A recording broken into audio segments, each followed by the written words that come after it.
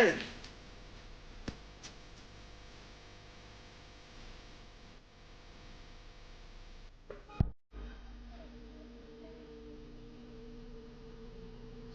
about a minute.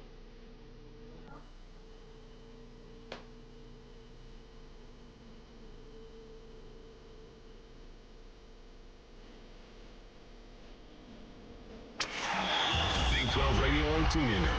Your source for all things Big 12. College football is streaming on TuneIn. TuneIn and college football go hand in hand. Balls out. Touchdown. College football is on TuneIn. Upgrade to TuneIn Premium and listen to live play-by-play coverage. Throws, it's intercepted. Picked off, and this might be a touchdown. Plus, TuneIn Premium subscribers can enjoy commercial-free music, news, and sports talk, so you can get back to the action faster. Williams keeps it. First down. Touchdown.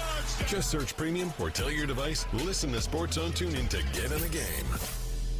My name is Elle Evans, and I play for the University of Kansas. You're listening to Big 12 Radio on TuneIn.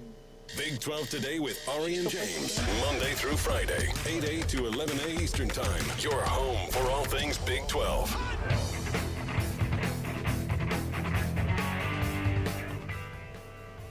Big 12 Today here on Big 12 Radio and streaming live on Big 12 Studios.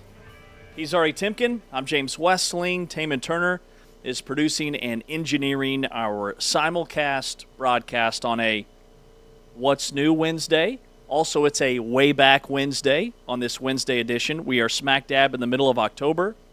It is Big 12 today. This is the Big 12 Conference. This is a different league.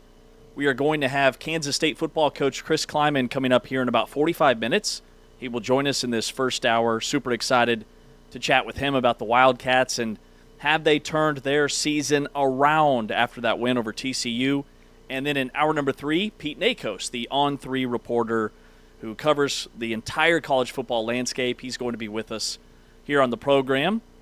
Ari, what is top of mind, on the top of your mind, as we sit here right now in this very moment? Okay.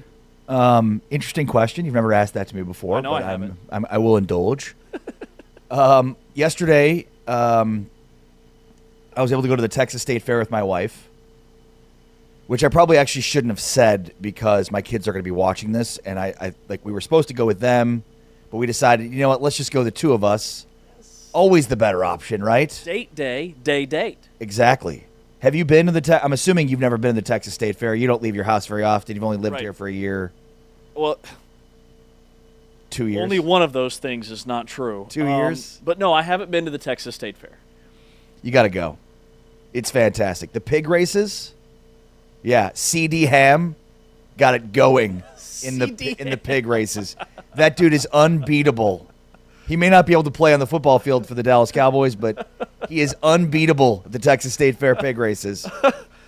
Oh, I love a good. Got to go 215 feet in the air as the Texas Star Ferris wheel. Okay, you went 215 feet in the air. Yes. Okay, I thought we were still on the pigs. I love a good pig pun, so I was very excited about that. Couldn't get past it.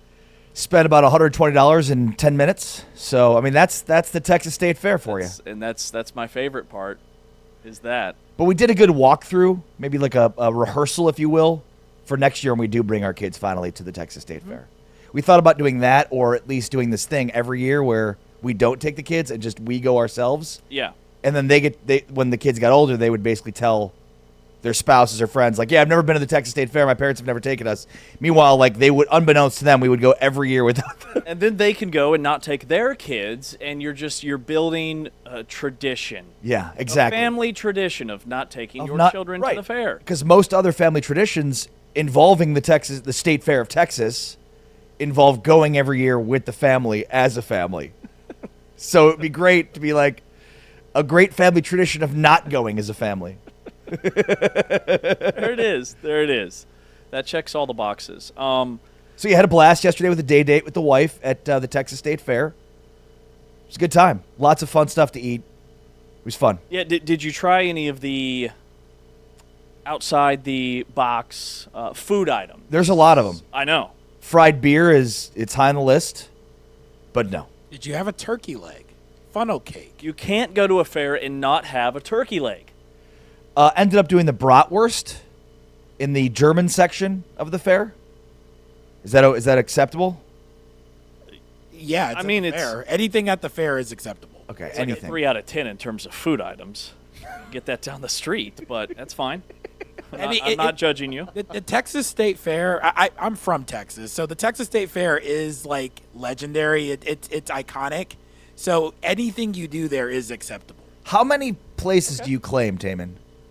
Texas, Connecticut, and New York. Those are my 3 3 places. states. Okay. Taman claims every state of the Yeah. Today I learned Taman from Kansas, Texas. California, Florida. Today I learned Taman is from Texas. He is a diehard I Yukon fan and I have- Hofstra fan.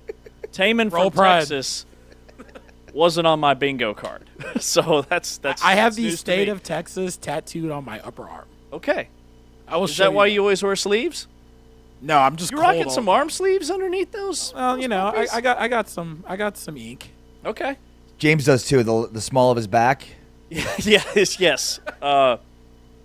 That's where my tattoo is. Yeah. Have to be careful about what we say about that. Why? Well, because everything we say now is archived.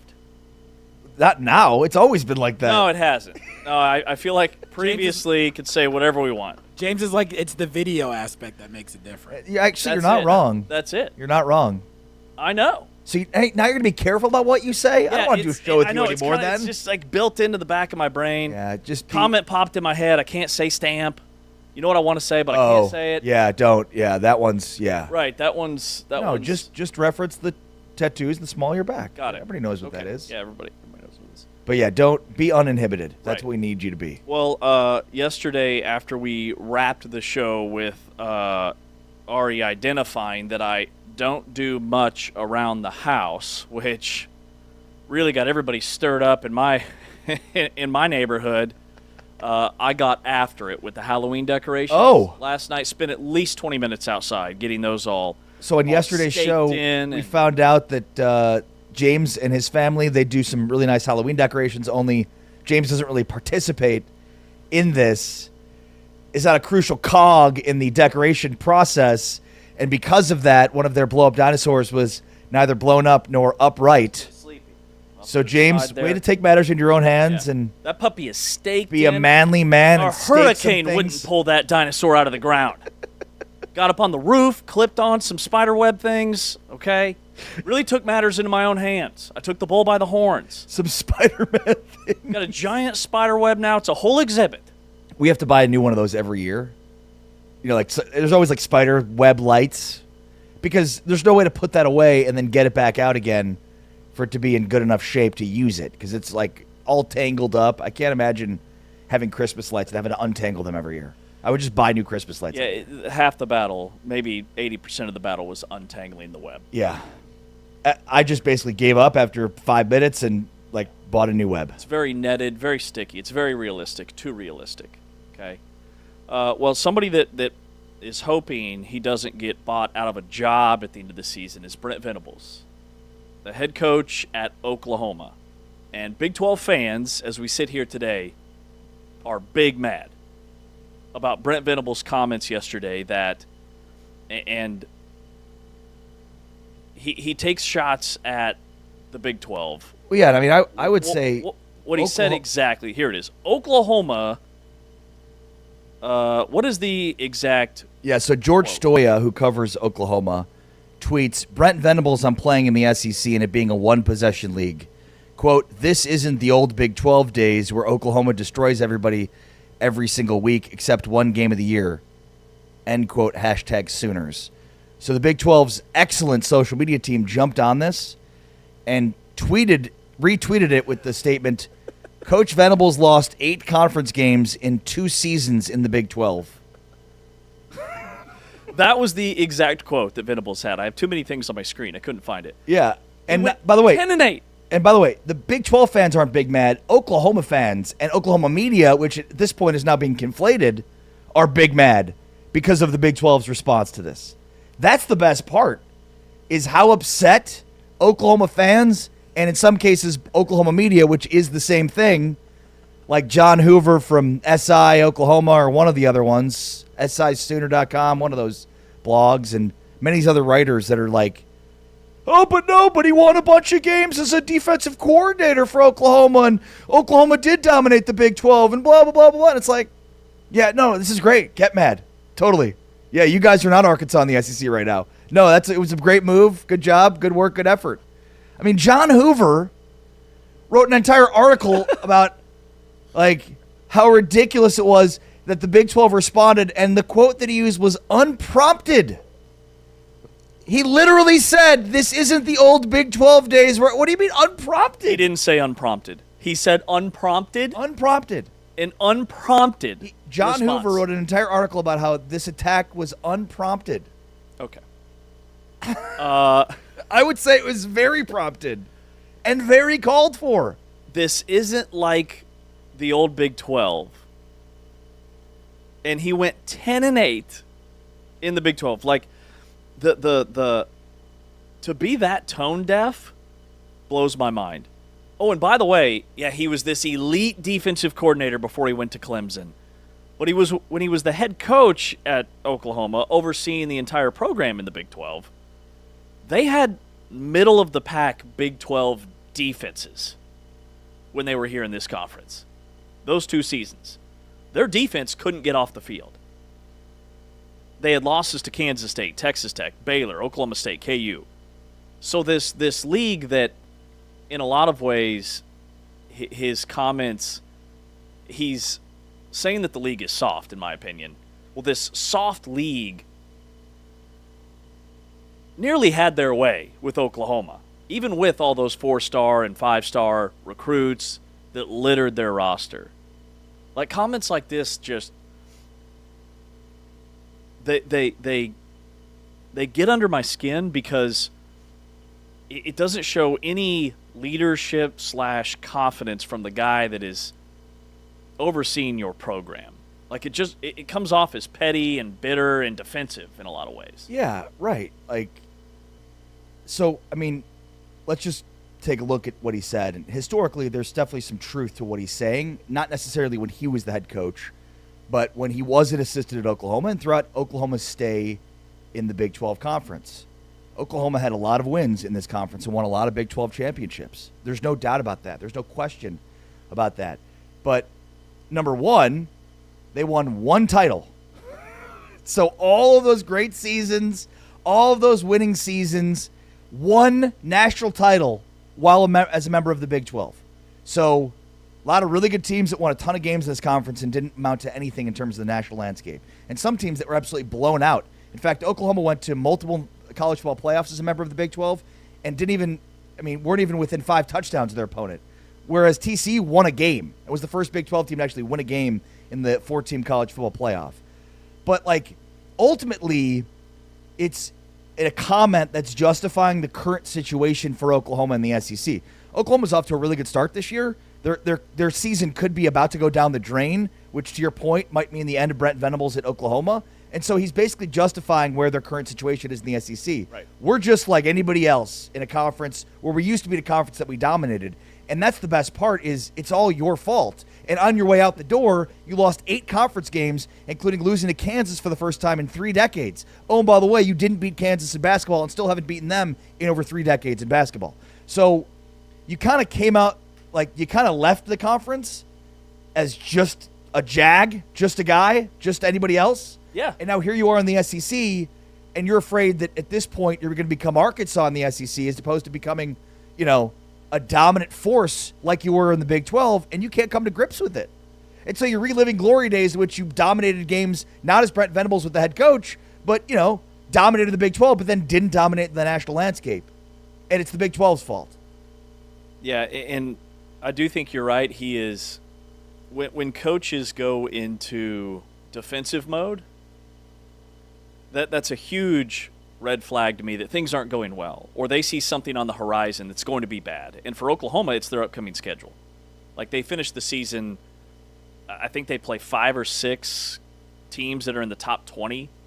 I think 4 in the top 15 coming up. Like, it could spiral with a beat-up quarterback very, very quickly. And they were dominated by Texas over the weekend. But there are so many things that I love that the Big 12 responded, by the way. Like in one possession Big 12 games, he was 0-4 his first year. And then year 2 they went 3-2. Okay. Like that's coaching. And a 10-8 record. And then you fire off a comment like this. Like, what do you think is going to happen? Well, and the reality is that Oklahoma aspires to be what Texas is, which is a funny thing because Oklahoma would say, well, we're better than Texas. Just look at our history, the national championships and Big 12 championships. And the reality is Lincoln Riley left you. Lincoln Riley left you because you weren't good enough, because you're not a big enough program, because you're not a big enough brand. USC is. Texas is. So Oklahoma got a shot right in the back when Lincoln Riley left, and they realized we're not as good of a program as we thought. We're not the destination program we thought. And so what they do is they bathe themselves in their own successes by trying to quell their bad thoughts of maybe we aren't as good of a program as we thought we were. So they use their successes of the past to justify it. Meanwhile, Brent Venables has come in and not done anything to justify how good of a program they've been historically. And remember, like, history doesn't matter in modern college football. History doesn't help you recruit. History doesn't mean anything. And so Oklahoma is another bad season away from becoming Arkansas in the SEC, and that's the funniest part because everybody could see it coming. Yeah. He's Ari Timken. I'm James Westling, and this is Big 12 Today. We are exclusively on TuneIn via audio. We are via Big 12 Studios on the TV side. The Big 12 men's basketball television schedule was revealed yesterday. There are 5 national partners. We went over that on the program in terms of who those partners are with ESPN and Fox and CBS and Peacock and TNT. And there's going to be games all over. And so we'll break down the schedule. But just to kind of reemphasize just how historic some of these basketball programs are and their pedigree and how far all these matchups go back in time, we found some of the most obscure Big 12 basketball opponents in program history. And so we're going to look at the graphic because there are some bangers when it comes to some of these opponents that Kansas State has played, Kansas has played. Kansas State, here we go, most obscure game each Big 12 team has ever played. Kansas State in 1907 lost a 23-18 banger to the Dentists. Doctors down the street. Cincinnati had a 1935 loss to Goodyear. They got the tire gang together. Iowa State played Fort Dodge YMCA in 1921. Kansas Hilliard Chemical Company in 1924. They had some really good post players in 1924, okay? Which is the best one here? I mean, BYU losing to a team called Piggly Wiggly in 1933. Well, I'm assuming that has to do with the supermarket, the Piggly Wiggly supermarket, yes? How well-traveled are you? You got to know your supermarkets. Definitely. West Virginia's 53-5 loss took one on the chin to Smith Skating Rink. Yeah, that's in 1907. That's the one that stands out. That's a blowout. Yeah. And not even to, like, Smith Gym, right? Like, they lost to a bunch of hockey players. And figure skaters. Showed Jerry West the tape decades later and said, we can't revert back to this. The two that stand out as being the worst, other than the high school ones, would be the Sunday School All-Stars. TCU 1924. And then the country of Ecuador. Oklahoma State. Oklahoma State. Playing Ecuador. Arizona State, they suffered a loss to a high school team. Jerome High School, that was problematic in 1924. And then Colorado, they played Leadville High School, but they won big, okay, 76-10. Brooklawn Creamery, Utah, back in 1934. Just some outstanding opponents. Texas Tech, of course, they beat Phillips 66. Oh, these aren't all wins?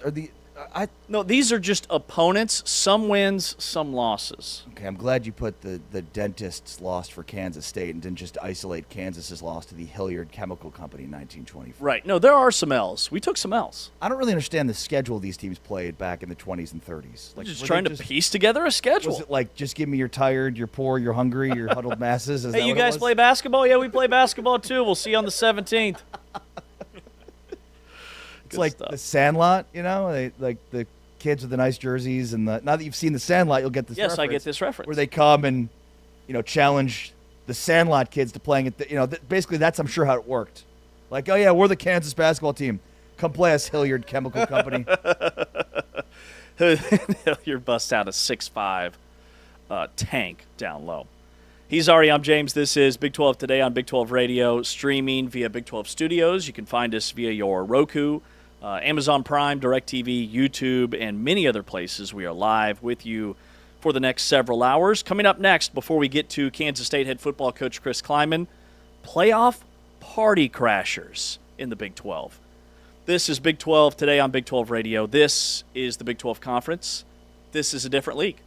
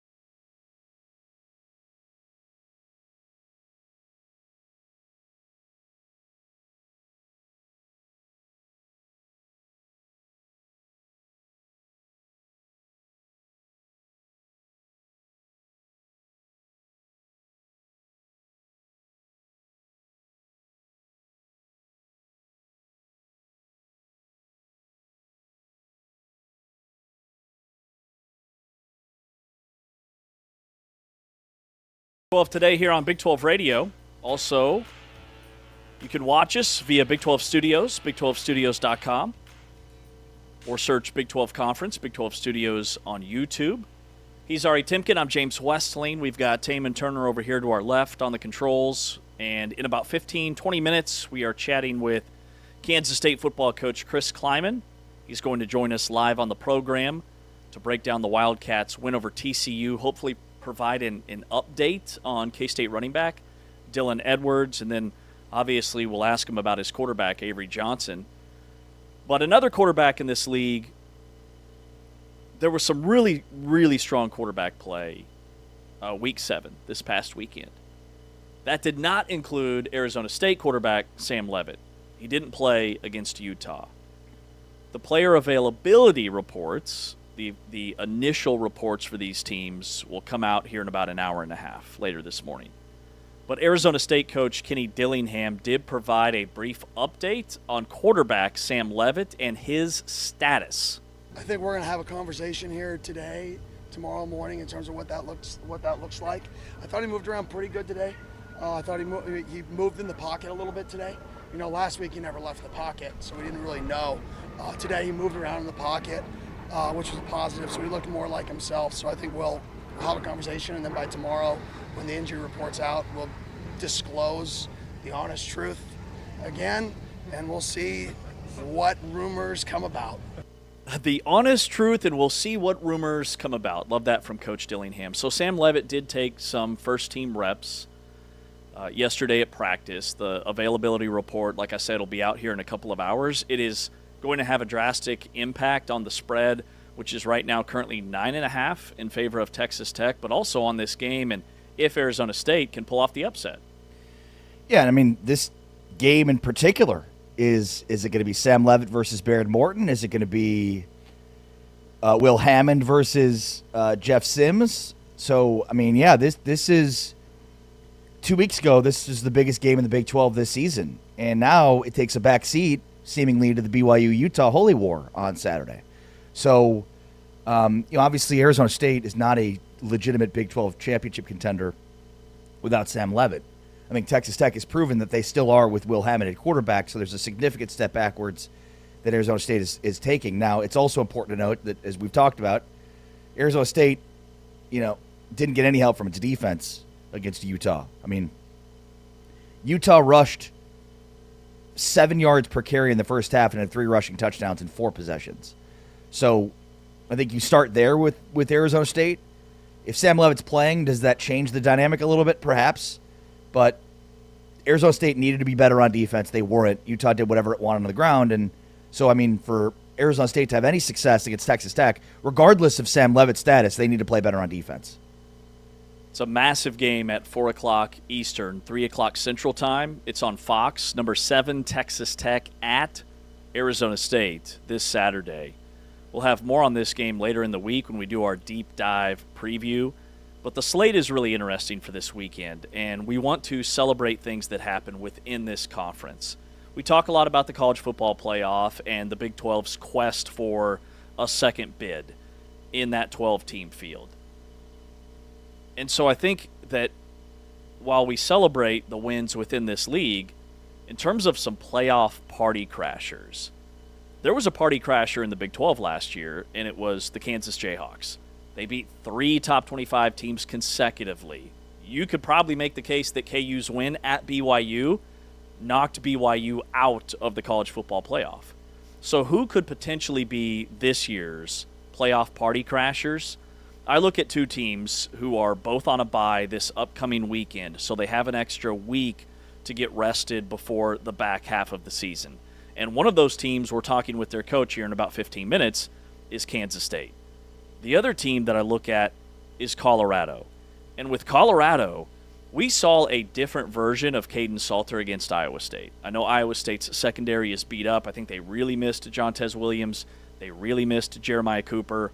But Caden Salter, Pro Football Focus had their all Week 7 team that they put out yesterday, and Caden Salter had not only his best game of the season, he had the best mark of any FBS quarterback this past week with a 92.6 Pro Football Focus grade. He was fantastic for the Buffs. And when you say spoiler, I mean, at this point, we're looking at teams that probably aren't going to be winning a conference title. So I think Colorado's a great pick there because they have 3 losses already. We could certainly argue about having 2 losses at this point in time. Does that knock you out? But 3, you'd think, would be extremely insurmountable, especially considering, like, we're not at the end of the year. Like, maybe one of the teams playing in the Big 12 championship would have 3 losses. I find that hard to believe, but it could happen. If you're at 3 losses already, there's a good chance you're going to have more than 3 losses by the time the season ends. I think Colorado's a great call here because what we just saw from Salter is something that, I mean, that could continue, right? I mean, we talk a lot about in football, if one thing happens, in one game, it could be an anomaly. If it happens over the course of 3 games, now you've got a trend. And so that's important to track. Right now, we have an anomaly of Caden Salter playing as well as we've seen him play. If this continues over the next few games, then they could absolutely play spoiler. And that means who else is on their schedule where they could spoil some of these games. The other team, you mentioned K-State. I think that's it. Now, look, would it be crazy to think K-State runs the table here and wins a Big 12 championship? Or plays for the Big 12 championship? Would that be crazy? I mean, I think it would based off where they are right now, but what we were expected to see from Kansas State at the start of the year is what we saw against TCU. So if that K-State team shows up the rest of the way, then it's not crazy anymore. Right, and K-State, the rest of their schedule, so Kansas and Texas Tech after the bye week, Oklahoma State at Utah, Colorado. So running the table seems unlikely, but it could happen. They could win their 17th straight against Kansas. If Kansas can't beat Kansas State this year, my goodness, because it's been 16 straight. 2008 was the last time that Kansas won the game against Kansas State. So that's coming up here in a few weeks in a game that I will be at. I'm super excited about that. And then Texas Tech. So I think they could definitely play spoiler from the standpoint of they've got Tech and Utah left in their schedule. But I also think, based on preseason expectations, based on how the defense played against TCU, it's not crazy to think they could run the table. I mean, of all the teams that could, maybe it's K-State. See, and I think that's why I don't think of them as a spoiler quite yet. Let's see what happens, I guess, next week. And Kansas State they're facing a bye, as is Colorado. So this is kind of a reset for both of those teams. When I look at their schedules, number one, they play each other, Colorado and Kansas State, the final regular season Saturday. But also they both play Utah, at Utah. And if Utah takes down BYU this weekend, Utah's favored in that game, even though it's in Provo. That's a coin flip game. But if Utah wins that game, they are very much going to be in the conversation as a college football playoff, at-large bid, dark horse. I'll tell you another team. And they have to play Colorado and K-State. Yeah, I'll tell you another team that could be a spoiler is TCU. So they play BYU and Cincinnati. It's 2 of their final 4 games. So, I mean, in Houston, too. At BYU, at Houston versus Cincinnati. Now, TCU is a team that we've seen them lose 2 of their last 3. In the last, 2 of the last 3, their 2 losses, Josh Hoover has not looked great. Had turnovers down the stretch of the Arizona State game that lost that game for him. Sam Levitt made plays, Hoover did not. And, I mean, I'd argue that against K-State, the stretch in the second quarter with the defensive touchdown and then the pick 6 in the third quarter, that doomed TCU more than K-State's rushing attack. I think the 2 defensive touchdowns, the game was 14-7, and then they gave up the 1 defensive touchdown in the second quarter. It's 21-7 at halftime, and then 28-7 in the third quarter after the pick 6. That put the game away. So, but we've seen TCU have an explosive passing offense that's hard to stop. That's where I think they could be an absolute candidate for this because they have an explosive offense that could very much take advantage of a team that's overlooking them and play spoiler. And those are the teams that I think are the scariest when you're looking at underdogs, or the teams that a couple of explosive plays and they can really get the ball rolling. Kansas State is still the team that I identify because they have 4 losses. Okay, Kansas State with 4 losses, they're not going to make the college football playoff, which was something that we thought was within their reach before the season. I think Kansas State fans thought that. A lot of people thought they would play in Arlington for a Big 12 championship.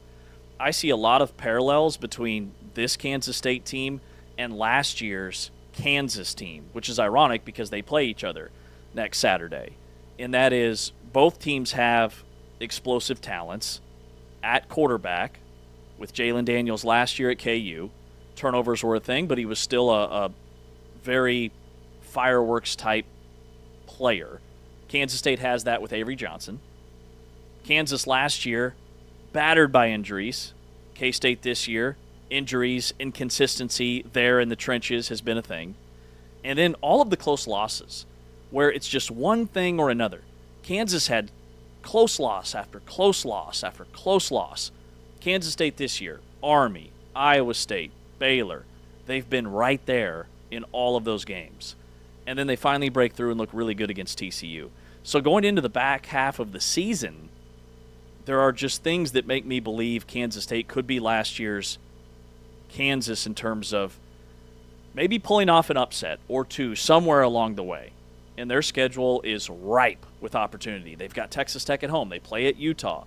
Like, Kansas State is a dog in the Big 12, I think, you don't want to mess with right now. So, in terms of the teams that are contenders right now, which would be BYU, Texas Tech, Cincinnati, Utah, Houston? I mean, I would say anybody that's 3-0 or 2-1 is definitely a contender right now, which is 7 teams. So, which of those are not legit contenders, and which of those do you think are actual legit contenders? I think the one team that's easy to identify as not being a legit contender simply because they haven't been there in this spot is Houston. They're 5-1. They're 2-1 in Big 12 play. But I like that Houston team. And they're a team that they kind of remind me of Arizona State last year. That even after a 4-2 or 5-2 start or whatever it was for Arizona State, nobody's talking about them. They're just kind of lingering. Do they have the offensive firepower? That's Houston this year with Connor Wegman. Is he a elite quarterback in the Big 12? Right now, the outsiders and the narrative's going to be, no, but he's still pretty good and an upgrade over what they had last year. With Carlos Allen spearheading that defense up front, with Dean Connors at tailback, who had a one-handed Odell Beckham Jr. type catch in the end zone last week, like, they have more playmakers, I think, than people give them credit for. They remind me of Arizona State last year in that they haven't been in this spot, so we just assume, we just throw them out the door. Like, they're not a legit contender, but they might be. They were a team that I certainly identified as not being a legit contender, and I just think it's because their offense isn't good enough, honestly. Now, that could change, but I think I like the comp, but I'm looking at the team, and I'm like, I don't know. I mean, Carlos Rogers, he's really explosive on defense. Like, their defense is legit. But I'm just not sure that Connor Wegman is that dude that can win them games, which is what he's going to need to do. Now, with that being said, I mean, have you seen Houston's remaining schedule? It's relatively light, if I remember right. West Virginia, Okay. at UCF.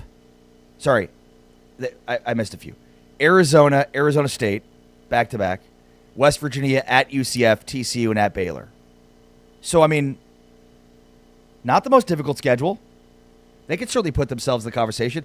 I think Baylor, to me, is a team that can still be a Big 12 contender that isn't really thought of that way right now because their defense has been so poor. But they still have this explosive offense that I think could beat anybody in any given game, and they're never out of a game. So I'd probably put Baylor in the category of, and obviously I picked them preseason to win. So, but I do think genuinely that's a team that we're probably not thinking of as a Big 12 contender, but has one loss and is. And Houston and Cincinnati are two teams that haven't been there yet, and I'm just not sure. Cincinnati, I wonder if their offense and their passing offense in particular is as explosive as it looked against Kansas and Iowa State, because Iowa State has now proven to not have as good of a defense without their two starters at corner. And it's clear in 2 games here. Salter did what he did for Colorado against Iowa State, and then what Sorsby did in back-to-back weeks does not bode well for what Iowa State's defense looks like. And so, yeah, I mean, Cincinnati has a good offense. I wonder if it's as good as it looked in those 2 weeks. I question if it's as good as it looked in those 2 weeks. They lead the nation in yards per play, the Cincinnati Bearcats. He's Ari Timken. I'm James Westling. Those are our potential playoff party crashers in the Big 12. Coming up next, we are chatting with Kansas State football coach Chris Klieman. This is Big 12 Today on Big 12 Radio via TuneIn, live on your screen via Big 12 Studios. This is the Big 12 Conference. This is a different league.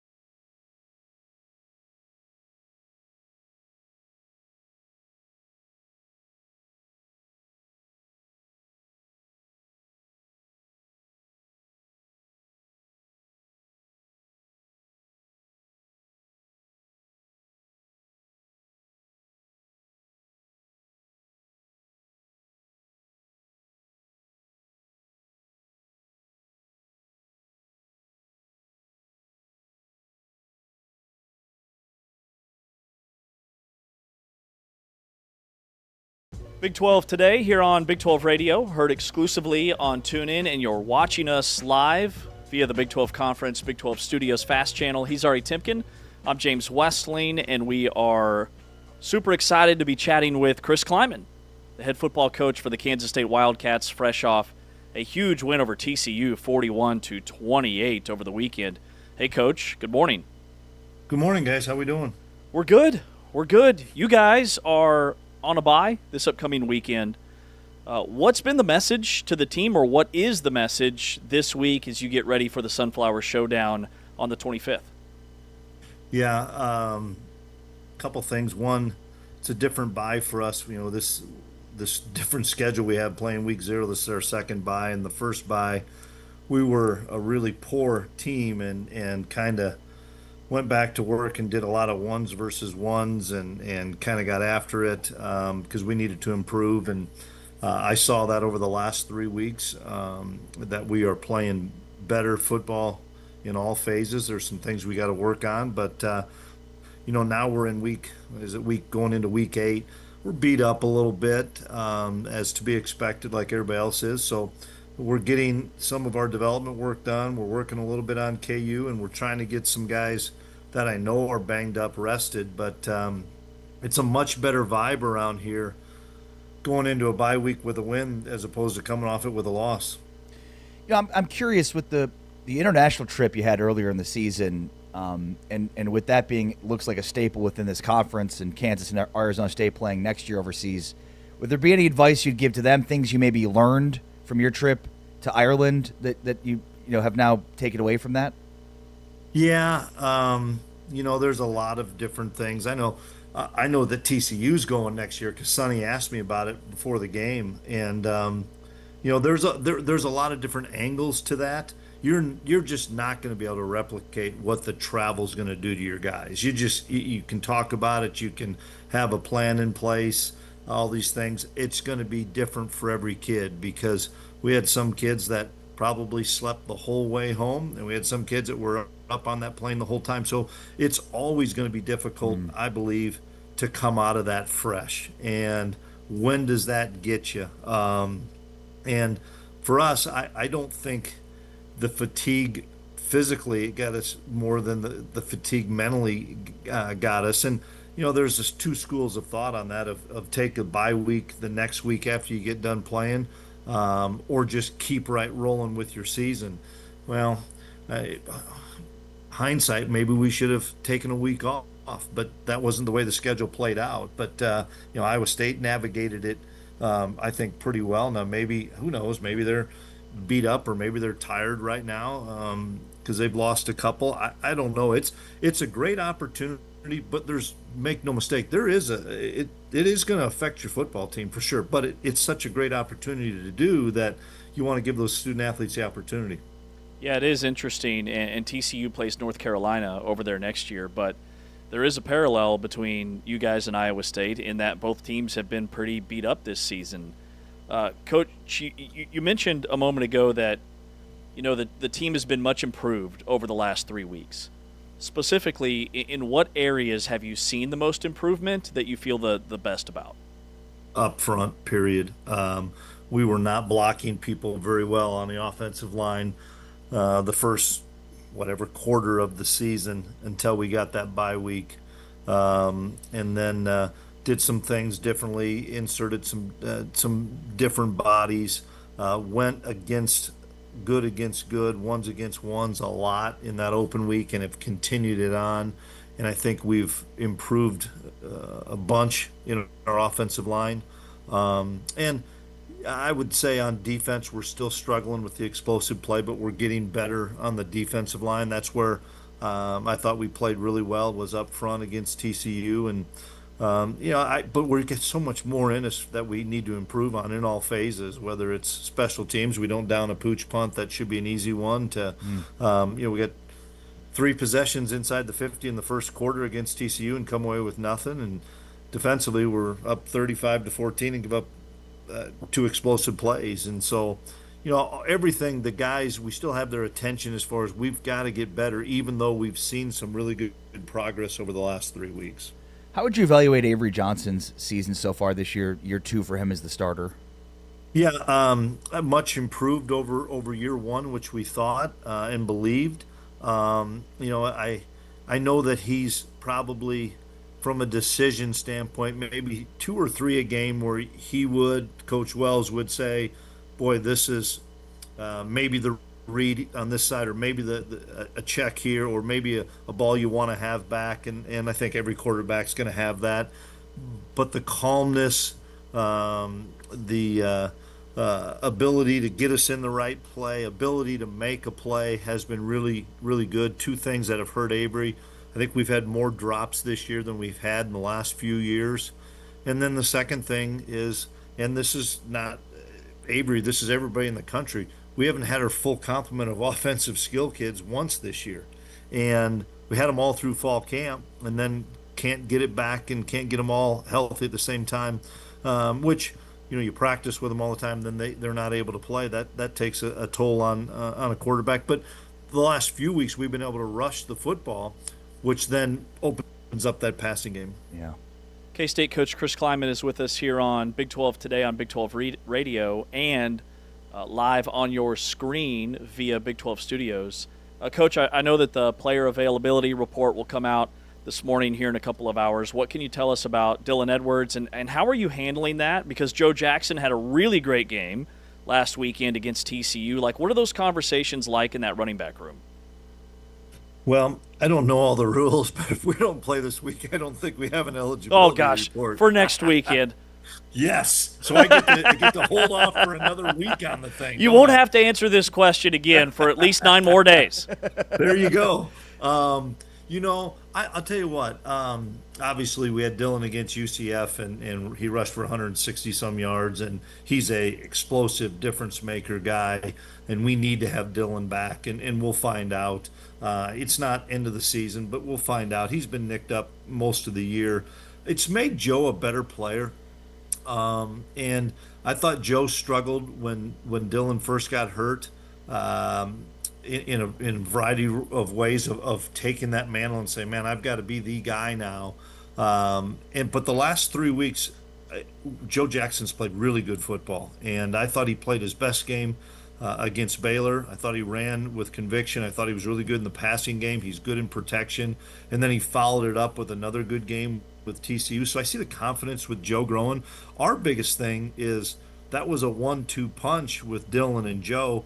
And Dylan being hurt, we're finding that number 2. I mean, that's one of the things we're focusing on this week is kind of shelving Joe a little bit to say, okay, who's the number 2? We've got 4 guys that have carried the football, but we've got to probably hang our hat on the one that has the best week, so that we can have some continuity and some rhythm with that second running back. Chris Klieman is a coach that's had a ton of success. I mean, unprecedented success at the FCS level and a ton of success at K-State as well. So, Coach, I'm curious, how have you handled dealing with adversity personally and with the team this year in a way that you really aren't used to it as a coach? Yeah, it's not any fun for starters. But, I've been blessed beyond, the success that we had at North Dakota State, and winning, 7 national championships in 8 years is pretty successful. I'd say so. And then, coming here and having successful seasons, and then winning the Big 12 when nobody thought we'd have a chance, and getting that done. You get humbled, without a doubt. I think our players are humbled. I think our coaching staff gets humbled because there's such a fine line in this league, and we can talk about it ad nauseum as media, as coaches and stuff, of there is a fine line. We've lost 4 games by 12 or 13 points, I think, and we have every right that we could potentially be 7-0 or 6-1. But I tell the guys this: we didn't earn any of those victories. The 4 games we lost, we didn't deserve. We didn't earn that victory, and that's what you have to do every week. And I thought we earned a victory last week against TCU. I thought for 60 minutes we were the better football team, but that doesn't mean you're always going to win. I could have told you for 60 minutes I thought we were a better football team than Baylor. But they earned the win. We didn't. We didn't make plays and finish the game. And I think that's humbling. I think it tells the kids that, as well as all of us, that if you don't have your A game every week in this league, and we know it in the Big 12, you're going to get beat, and you better be able to finish. You can't be up 2 scores and lose a game, and we've done that a handful of times this year. And it's not any fun, but in the same respect, this is more than just football. I got to teach these guys life too. And if the adversity of us losing a football game is going to be the worst thing that happens to these kids, they're going to have a pretty dang good life. But as fathers, as husbands, as entrepreneurs and businessmen, you're going to have some tough weeks, some tough days, maybe a tough year. You got to battle through it, and we got to teach you guys how to do it. Well, I think it says a lot about you and your coaching staff, the way you guys played against TCU. Like, there are a lot of programs and a lot of staffs that would have lost their football team after the way you guys lost to Baylor, and you bounce back with your most impressive performance of the season. So with that said, what does the rest of the season look like from a goals standpoint internally? Yeah. Well, I thought we showed great resolve, great toughness in bouncing back over a really, really tough loss at Baylor, and it shows the character of our team and of our players. And when you have adversity, character gets revealed, and I thought it was revealed in a really positive way. But when we got to UCF, and we were really not playing very good football, we talked about having a number of 1-week seasons left. And if you're a senior, this is all you may have. You may get a shot at the NFL, but for us, let's just have a bunch of really good 1-week seasons. And we've been able to do that 3 weeks with good practices, good preparation. Doesn't mean you're going to win. It doesn't guarantee it. But that's kind of how we've gone into it the last 3 weeks, and we're going to continue to go into it. We're in a 1-week season of this bye week, and that's different for Avery Johnson than it's different for the scout team quarterback. How can we improve if I'm the scout team quarterback? How can I get better with my body, get recovered, learn a little bit about KU if I'm Avery? Let's attack and win this week, and then let's go on to the next 1-week season. That's the only way we can do it, and we all know it could be crazy still in the Big 12. So let's just control what we can control. Yeah, coming out of the bye, you have Kansas, the Sunflower Showdown. I'm sure it's a game that Dylan Edwards would love to play in, being from the state. 16 straight. Coach, James is a K-State grad. I'm a KU grad. Is it a rivalry still? I mean, does it mean a ton to the players, especially the ones that aren't from Kansas? But 16 straight is 16 straight, Coach. It's 1 week, and that's all it is. And it is absolutely a great rivalry. And I've got so much respect for Coach Leipold. Everybody knows Lance and I are friends. We communicate a lot, and he's done phenomenal things with that program. I'm a big fan of Jalen Daniels. I think that kid's a stud. I mean, I've watched him. We've competed against him for a number of years, and I think he is as good a quarterback as we have in our league. And there's a bunch of really good quarterbacks, but it's an absolute rivalry for our players from the state of Kansas, just like they have players from the state of Kansas. Because of our locker room being pretty tight, I could be from Nebraska, I could be from Georgia, I could be from Colorado. You get around the Kansas kids, you know how important this is. I know how important it is for our former players and our alumni, and I know how important it is from a recruiting standpoint, all those things. But you don't talk about what was the past, and you sure as heck don't talk about what the future is. We're going to play in the present, and that's, I think, a really good KU team that I did a great job at UCF in finding a way to win that game. That was a team win. Texas Tech's really good. We all know that.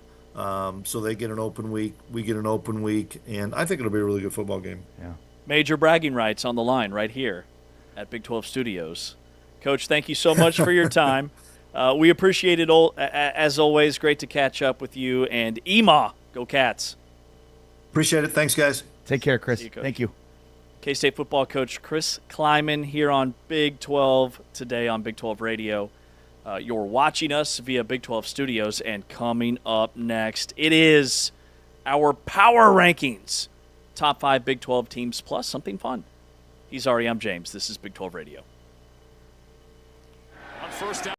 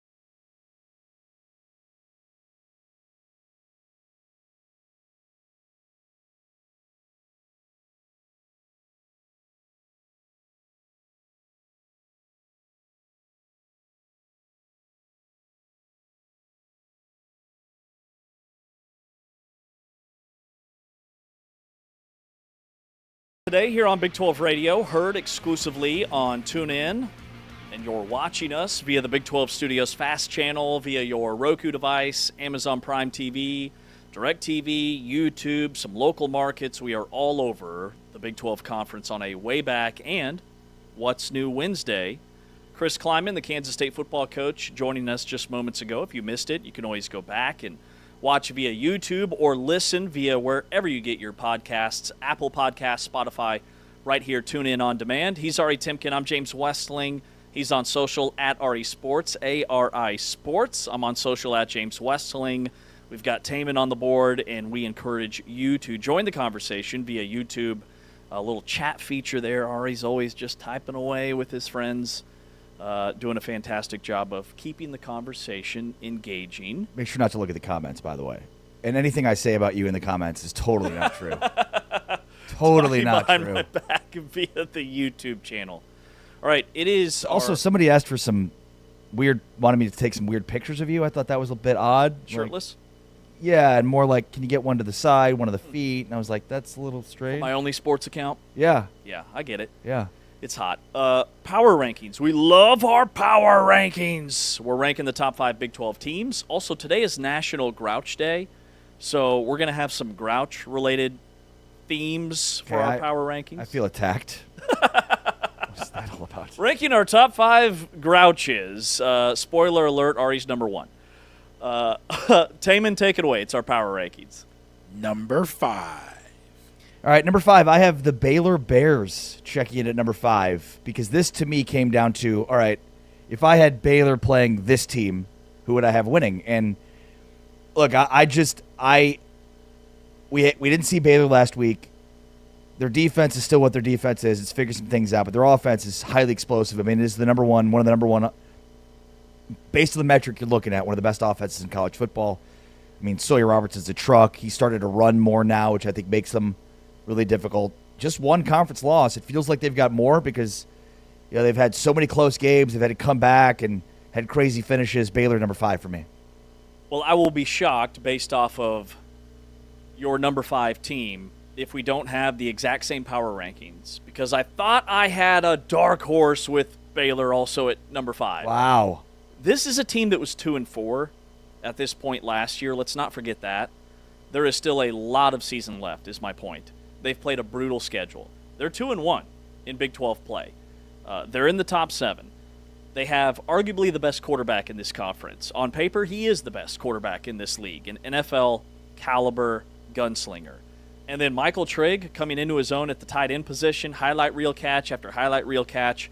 And defensively, I think they are inching closer to turning that thing around. If you give up a few explosive plays here and there, all of a sudden they have a top half of the Big 12 defense, which is what they did last year. So with the very detail-oriented scheme that Dave Aranda's running on that side of the ball, I think they'll get better. And then all of a sudden they're a player in this whole thing. Number 4. Number 4 for me is the Cincinnati Bearcats, who, have looked really good so far in conference play. Their one blemish on the season would be the Nebraska loss. They had back-to-back weeks where they looked extremely explosive on offense against Kansas and Iowa State. Did not look that good on offense this week, but it didn't matter because their defense stepped up. And that's what good teams do. They win even when they're not at their best and figure out ways and find ways to manufacture wins. So not sure exactly how good Cincinnati is, but certainly one of the 4 or 5 best teams in this conference. I've got them at number 4. Number 4 for me, I have the Utah Utes. And I rank them 4 and I rank Cincinnati 3 simply because Utah has suffered a loss. But this weekend, the Holy War will tell us a lot about just how good this Utah team is, how much more improved they are from last year. Their only loss is with a beat-up Devin Dampier to Texas Tech, so toss that game aside. They've been dominant outside of that.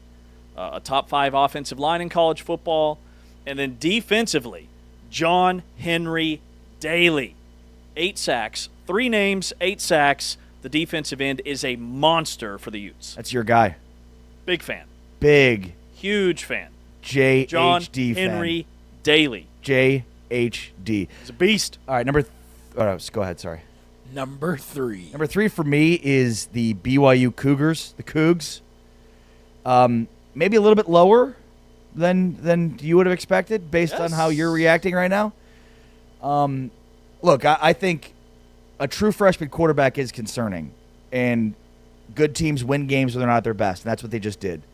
But as these games get more and more pressurized, as defenses key more and more on the things you don't do well, it's going to be more and more tough and tougher for BYU to continue to play this way with a true freshman quarterback. Because at the end of the day, he is a true freshman 19-year-old quarterback. I'm not trying to take anything away from him. They are loaded around him. They've got great receivers. They've got a great running game, a great defense. But the reason they're not higher for me is just my concern I have with having Bear Bachmeier quarterback. This is a dude that's going to win a lot of games, going to throw for a ton of yards and run for a lot of yards in the Big 12. He's going to have a sterling career ahead of him, and maybe he ends up becoming an NFL quarterback, but he is still a 19-year-old true freshman quarterback. He's made some mistakes these last few weeks. They're only playing more, better defenses, tougher opponents every week. I think, we'll see what happens against Utah this week. Number 3 for me is where I have Cincinnati. And this is a team that's 5-1 and 3-0. They've won 5 in a row. They're back in the top 25 for the first time in several years. Brendan Sorsby continues to be fantastic. Their win over UCF last Saturday wasn't awe-inspiring. 20-11 doesn't get people super excited. But this is a team that is still top 7 in the country in yards per play, top 10 nationally in rushing average, that three-headed monster in the backfield. Defensively, they are giving up a lot of yards. That's a little bit of a concern. But most of those yards have been in garbage time when they've built these massive leads. They were up 20-3 against UCF. They were up 35-7 against Iowa State before the yards from the opponent really started kicking in. I'm still a believer in Cincinnati. I have the Bearcats at number 3. Number 2. This is where I have Utah. You've got Utah too low. Utah has one loss. It was to the best team in the Big 12 and one of the 5, in my opinion, best teams in the country. Now, they didn't look great in that loss, but they've looked great in literally every other game beyond the Texas Tech game. I still think they have a fatal flaw with Devin Dampier, where you have a team like Tech that forces him to have to throw, and he's not going to be able to consistently make plays down the field with his arm at the level that he is with his legs. The issue with that is, so far, only one team has done that to him, and we'll see if BYU can be the second team that does it, because it hasn't mattered. Against Arizona State, we could talk about Sam Levitt, but more important to that was Arizona State did nothing defensively to stop them. So when they get their ground game going, it's a snowball rolling downhill, and their defense is so good that it puts you away. It can be aggressive. So Utah number 2 for me. Cannot wait to preview the holy war between BYU and Utah later on in the week. That is a massive game, and I'll have the winner of that game, number 2, next week, unless Texas Tech gets upset by Arizona State. I've got BYU at number 2. BYU made a lot of un-BYU-like mistakes in the Arizona game. They had a couple of turnovers. They had some penalties. They missed a very makeable field goal, and they still won the game in what was by far Arizona's biggest game to this point in the season in front of a rowdy Big 12 After Dark crowd. They survived. And really good football teams find ways to survive. Bear Bachmeier didn't have a great day passing the football, but he still rushed for almost 90 yards. And I think we're at the point in the season where, and I slap myself on the wrist for this, we can stop identifying him as a true freshman quarterback. He's played enough games. Oh, I'm going to do it. He's played enough games, and he will still make mistakes from time to time. But this BYU team is so disciplined, so sound. They lean on their ground attack. Their offensive line is super underrated. I'm still all in on the Cougs. So you're doing the whole cliched coach speak. He's no longer a freshman. He's played enough games. Kalani James. That's me. Number 1. I mean, not much suspense here, not much surprise here. Texas Tech is number 1 and will remain that way until they lose, I guess, if they lose. Texas Tech is averaging nearly 50 points a game and giving up just under 13 points a game. The amount of points they gave up to Kansas was an explosion on offense for a team against Texas Tech's incredible defense. How many points did Kansas score against Texas Tech? 17. Explosion. Considering they're at 12.2 points per game defensively. They are, just the numbers. It's incredible to look at some of these numbers in terms of passing efficiency, rushing efficiency, even a backup quarterback. Hammond didn't play as well throwing the ball against Kansas as he did against Utah, but it didn't matter because they ran the ball so well. Texas Tech, good teams win, Great teams cover. Tech winning 6 straight by 24 points. Number 1 team by far. Texas Tech number 1 for me as well. That's the tweet. That's it. They're dominant both sides of the ball. They have been even better in the trenches than I ever could have imagined coming into the season. You saw all the sacks and all the TFLs from all the transfers and all the pass blocking and run blocking grades from the offensive linemen, and they have been better at those positions than what those guys did at their previous stops, which is really hard to do because they brought in a lot of dudes that are NFL talents. They are so good. They are number 1. All right, so what did we randomly power ranking today? You mentioned grouches, and Today, I feel attacked. Yeah, today is National Grouch Day, angry face emoji, and we are going to rank something grouchy. So this is grouchy. This is your moment because we did our power rankings a little bit different. I power ranked the top 5 things that make me grumpy and grouchy. What did you rank? I didn't understand the assignment, maybe, or maybe you didn't understand the assignment. Somebody didn't. There was a miscommunication. There's a communication break. James, everything makes me grouchy. Okay, so I mean, I couldn't list that. 5 things would just not be enough for me to really explore the space. We could do 5 things that make you grouchy right now. Yeah, in this moment. 5 things that have made me grouchy with the last 5 seconds. It's 5 different things. That's what's amazing. I did my 5 greatest grouches of all time. Okay. Taman, get us started. Number 5. I love how you invite Taman in there just to give us the number. Taman, get us started. Just rattle off the number. All right, Ari's ready. Clock's ticking. Number 5 is the classic Grouch, Oscar the Grouch. I mean, of course, he lives in a trash can. He's basically the only homeless guy at Sesame Street, and yet everybody treats him like dog do. And yet everybody's like, "You're so grouchy, Oscar." Like, yeah, everybody's mean to me. Like, what? What do you made me like this? If you were nice and you helped me out, I wouldn't be like this. Oscar the Grouch, number 5.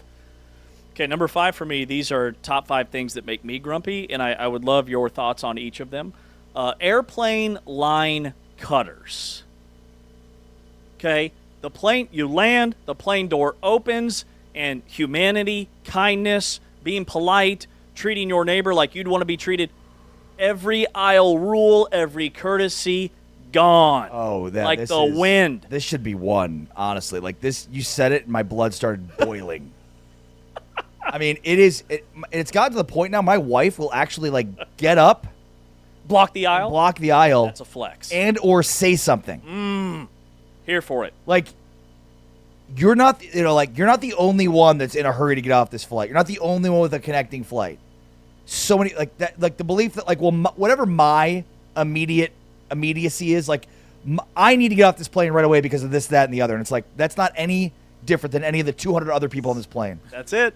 But that's the war. I mean, I love an aisle seat, and you'll have people that it's like as soon as that seatbelt seat, it's like they rush up, and it's what's really annoying is then I'm standing up and I'm crunched into the aisle now because this person had to be there. That's the worst part about it is you're also stuck now in the aisle, and now we're butt to butt against each other. Yep. I don't know why. You just teed me up. I'm just going off. I knew you'd like that one. That was a good one. All right. It's a little more annoying when you're trying to get off the plane and then you have people who are talking like they've known each other for years. It's like, get off the plane. Oh, yeah. That's so annoying. The second cousin to that is, to Taman's point, is the ones that go too slowly off the plane. Yeah. I get it. Maybe you're not in a hurry, but some of us are. Yeah. Number 4.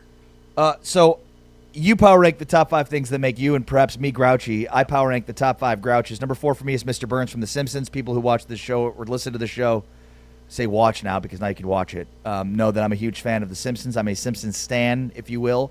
And Mr. Burns is one of the classic grouches on that show. He is the rich business owner, owns the nuclear power plant, has all the money, and is greedy and grouchy. It's just a classic role for a classic character. Number 4 for me, loudness. Loudness everywhere makes me grumpy. I have officially hit the age where if I'm at dinner, I don't need my conversation with you and I or whoever I'm there with to feel like a Metallica concert Restaurants are too loud. Movies are too loud. People talking is too loud. I don't need to hear your conversation 3 rows over. Loudness, that's it. Kids are too loud. Everything's too loud. What about like a baseball game or a basketball game? Way too loud. Way too loud. But like if the context is appropriate here, you have to accept a level of loudness. Yes, that's a different story. Okay, good. That's a different story. It's like if I know I'm walking into a loud environment, that's on me. people who talk at a unreasonable volume. Yeah, I don't. Are you not aware? Like, do you not hear yourself? I guess that's the problem. And especially like you can hear some very personal conversations, overhear them because somebody's being so loud. Yes. I'll tell you the second cousin to this one, and this probably would have been number 1 on my things that make me grumpy power ranking list. People who FaceTime in public or listen to music in public or watch videos in public without headphones on. Like, just the entitlement of, like, I'm listening to something, now you have to be listening to that same thing. Mm-hmm. And whether it's, like, a video on social media they're watching or music. And this happens at airports. Like, for some reason, people forget about all common decency when it comes to airports. You go through security at airport, everything goes out the window. All bets are off. But, like, the people that are just, like, listening to music out loud, like, I don't understand. Did you think I wanted to hear this? Or FaceTiming in public without headphones on? Like, did you think I needed to be part of your conversation? God, it makes my blood boil. I knew this list Don't would. do that. Okay. Bring headphones or don't. They'll give their phone to the kid. Where are we at? The kid's watching their show without headphones on. Like, So angry. He's so angry. bring headphones for your kids. I don't need to hear this show. Oh, he's so bad. Number 3. Number 3? Donald Duck. Okay. Classic Grouch. Oh. I forgot that our lists are different. You're like, Donald Duck makes you grumpy? Donald Duck's a classic Grouch. I mean, when he's grouchy, it's comic relief. We should all be as funny as Donald Duck is when he gets grouchy. Yeah. And vindictive, man, will Donald Duck do some vindictive bleep? You know what I mean? So he's probably not as high on this list as he should be as a Grouch. Mm-hmm. Kind of an underrated Grouch. Yeah. Yeah. Undervalued. 3-star Grouch. Number 3 on my list of things that make me grumpy and grouchy. Number 3, internet issues of any kind. Try to be as calm as possible, but once Netflix starts buffering, I am a monster. Nobody's got time for that. I get settled, I get my snack, I get the remote. It's like I'm trying to launch a spaceship, getting dialed in and connected, finding the right show, and then bam, no internet. Buffering, no time for that. Does that happen? It does from time to time. Or same thing on my phone. All of a sudden I'm in a random area where I don't get service, can't fire off that text. Nothing's working. I feel like you're the type of person that would actually love that. As somebody that doesn't like to respond to texts or calls, I feel like being forced into that would actually be a good, because I actually like that. It's kind of like the loudness. If I know I'm walking into a situation where there won't be internet, love it. But a surprise internet issue? Mm-mm. An impromptu No, sir. internet issue? No, sir. Number 2. Number 2 for me is Statler and Waldorf. I know it's 2, but they're the great Grouches and basically one character. They pretty much make all of my top 5 lists, even if it's completely makes no sense for them to be on the list. They're just the classic Grouches, Statler and Waldorf. Yeah, they've gotten a lot of shout-outs. A lot of shout-outs. A lot of shout-outs on this program. A lot of times you and I are basically Statler and Waldorf, and I think that's what makes them great, is we could always identify certain situations in which we are them. Which one am I? Yeah. Okay. Uh-huh. Number 2. The fat one. Cannot wait. Is there a fat one? To get your thoughts on this. Number 2 on my list of things that make me grouchy. Kids opening and closing the door in 100-degree heat. Well, that's because there is no closing. There's only an opening of the door. Yes. Got the AC cranking. The energy bill's already at DEFCON 1. See, that's not even my And the kids are just opening and closing the door. The mosquitoes and the flies. The bugs. That's what bothers me all more of than it. anything.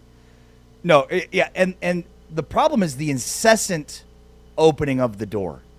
Like, it's not enough to, like, you went outside and now 5 seconds later you got to come back in. That's it. Like, stay out, you know? Yep. Like, give it a minute, count to 100, and then come back in at least. But it's the, like, opening, closing, going back out, opening and closing. But in most cases, it's an open and then it's a walkout, and it's like, well, somebody will close the door for me. And it's never just a crack. Let's just crack the door yeah. and slide Oh, out. yeah, Let's whip that yeah. puppy wide open. It's 82 degrees in the house by 6 o'clock. Yeah, see, I know what you're saying about the air conditioning. That doesn't bother me as much as the bugs getting in. Mine's more AC based. So different reasons for why we hate it. Number 1. The greatest grouch of all time, the GOAT. So this would be Larry David and George Costanza, which are basically the same exact character from two different shows. Oh, yes. So there's actually an episode of Curb Your Enthusiasm with Jason Alexander, and the joke is that Larry David keeps getting offended that people keep making fun of the character of George Costanza, including Jason Alexander, basically saying like, oh, and he's an oaf, he's difficult to be around. And Larry David is getting upset because he realizes that character is based on him. So ultimately, Larry David's character in Curb Your Enthusiasm is George Costanza. And they're amazing grouches, incredible grouches, observational grouches. They exploit grouchiness in areas that we didn't realize that there was grouchiness. They're the arbiters of what you can and cannot be grouchy about. You have some George Costanza vibes to you. It's just hitting me. That's easily the meanest thing you've ever said to me. I don't know about that. He's very likable. A lot of people like him. Just remember, it's not a lie if you believe it. It's true. Okay, number 1 on my list of things that make me grouchy. This is more just a personality type, okay? One-uppers. We all know the type. You got a new car, they got a faster one. You took an evening walk in the neighborhood, they just ran a marathon. It's a competition with every word that comes out of your mouth that you did not start. One-uppers is number 1. See, one-uppers don't make me grouchy. They make me competitive. Because you one-up them? Yeah. Throw it back in their face? Like, let's keep going. Let's keep going. How high do you want to go up Is this it a chain? Ferrari? Oh, yeah, I've got a helicopter. No big deal. just drove a helicopter here. Yeah, we're just trying to lay the foundation for our helicopter pad. We're going to put it to the east side of the house. Well, and sometimes there's, like, subtle one-uppers where it's like at first you hang out with them a few times and you're like, you don't realize what's happening. And then over time you're like, oh, yeah, that's a one-upper. Like, every story that I have is only outdone by another story that he has. Mm-hmm.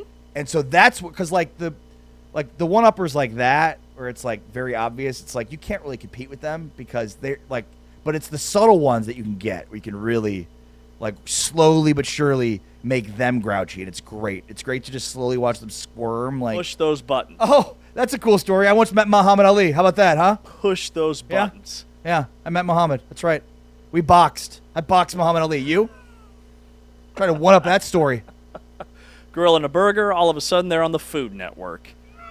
He's Ari Timken. I'm James Westling. We've got Taman on the controls. Those are our weekly power rankings. Coming up next, we're going to go back to our conversation with Cam Meller from PFSN Analytics. Had some great stuff on where a lot of these Big 12 teams and players sit nationally. It's very good. And then Hair of the Dog, which Big 12 favorite could be in trouble this week. It's Big 12 Radio. This is the Big 12 Conference. This is a different league.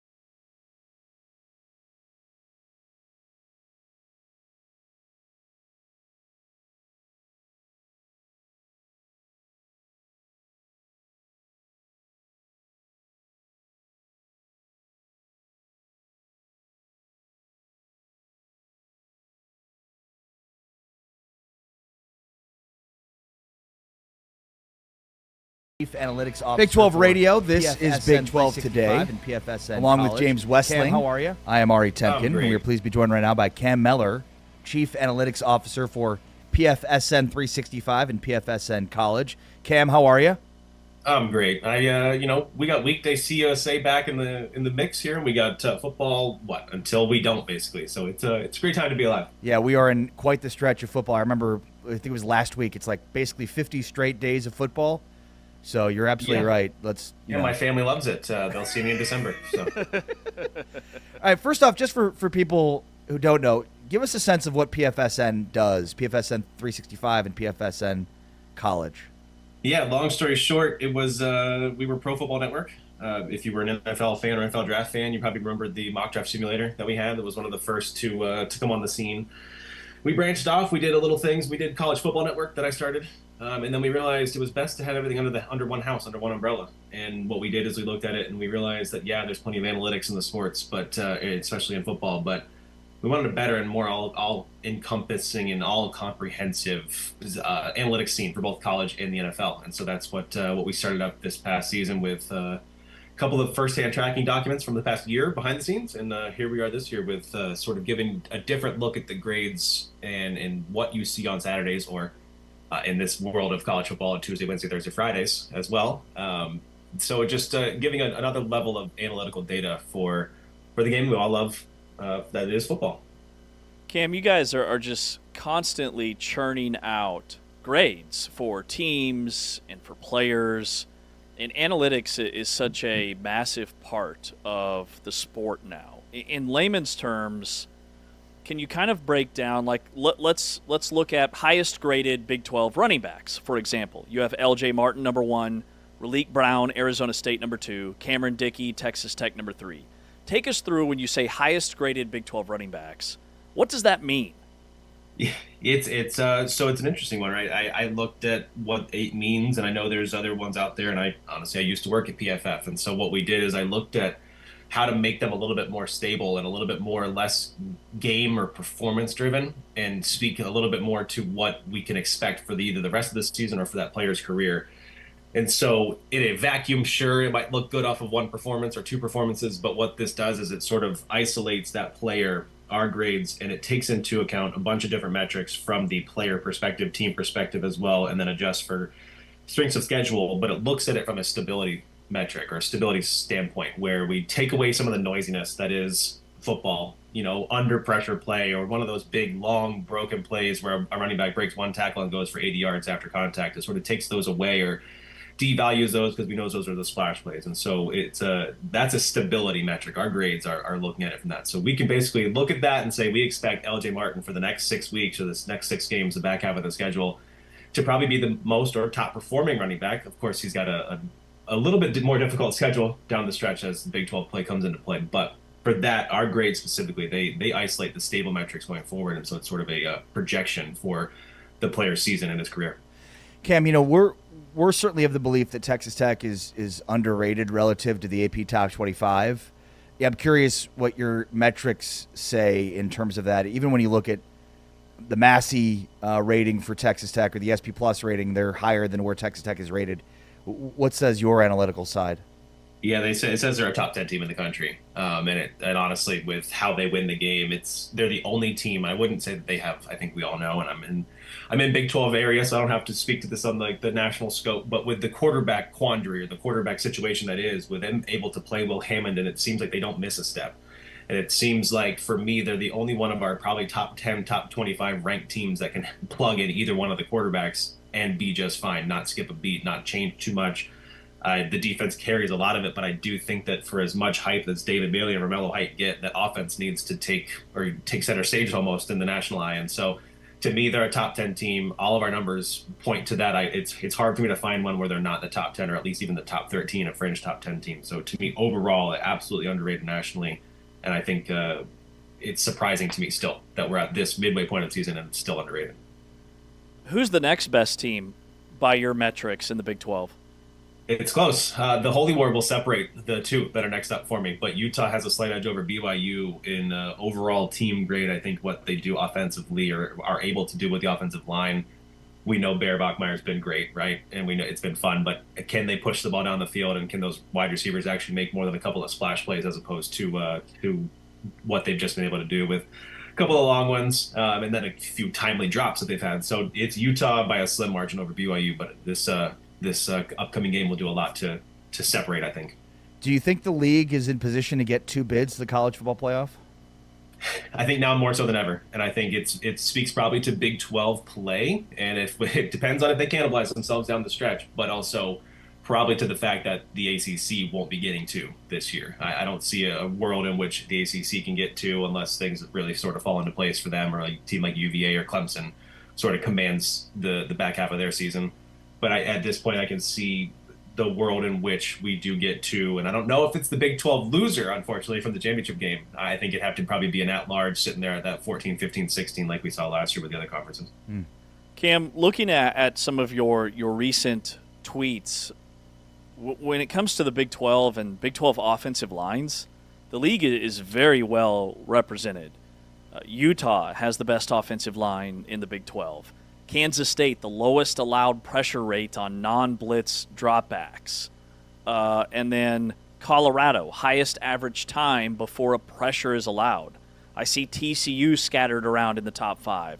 I see Kansas in the top 6.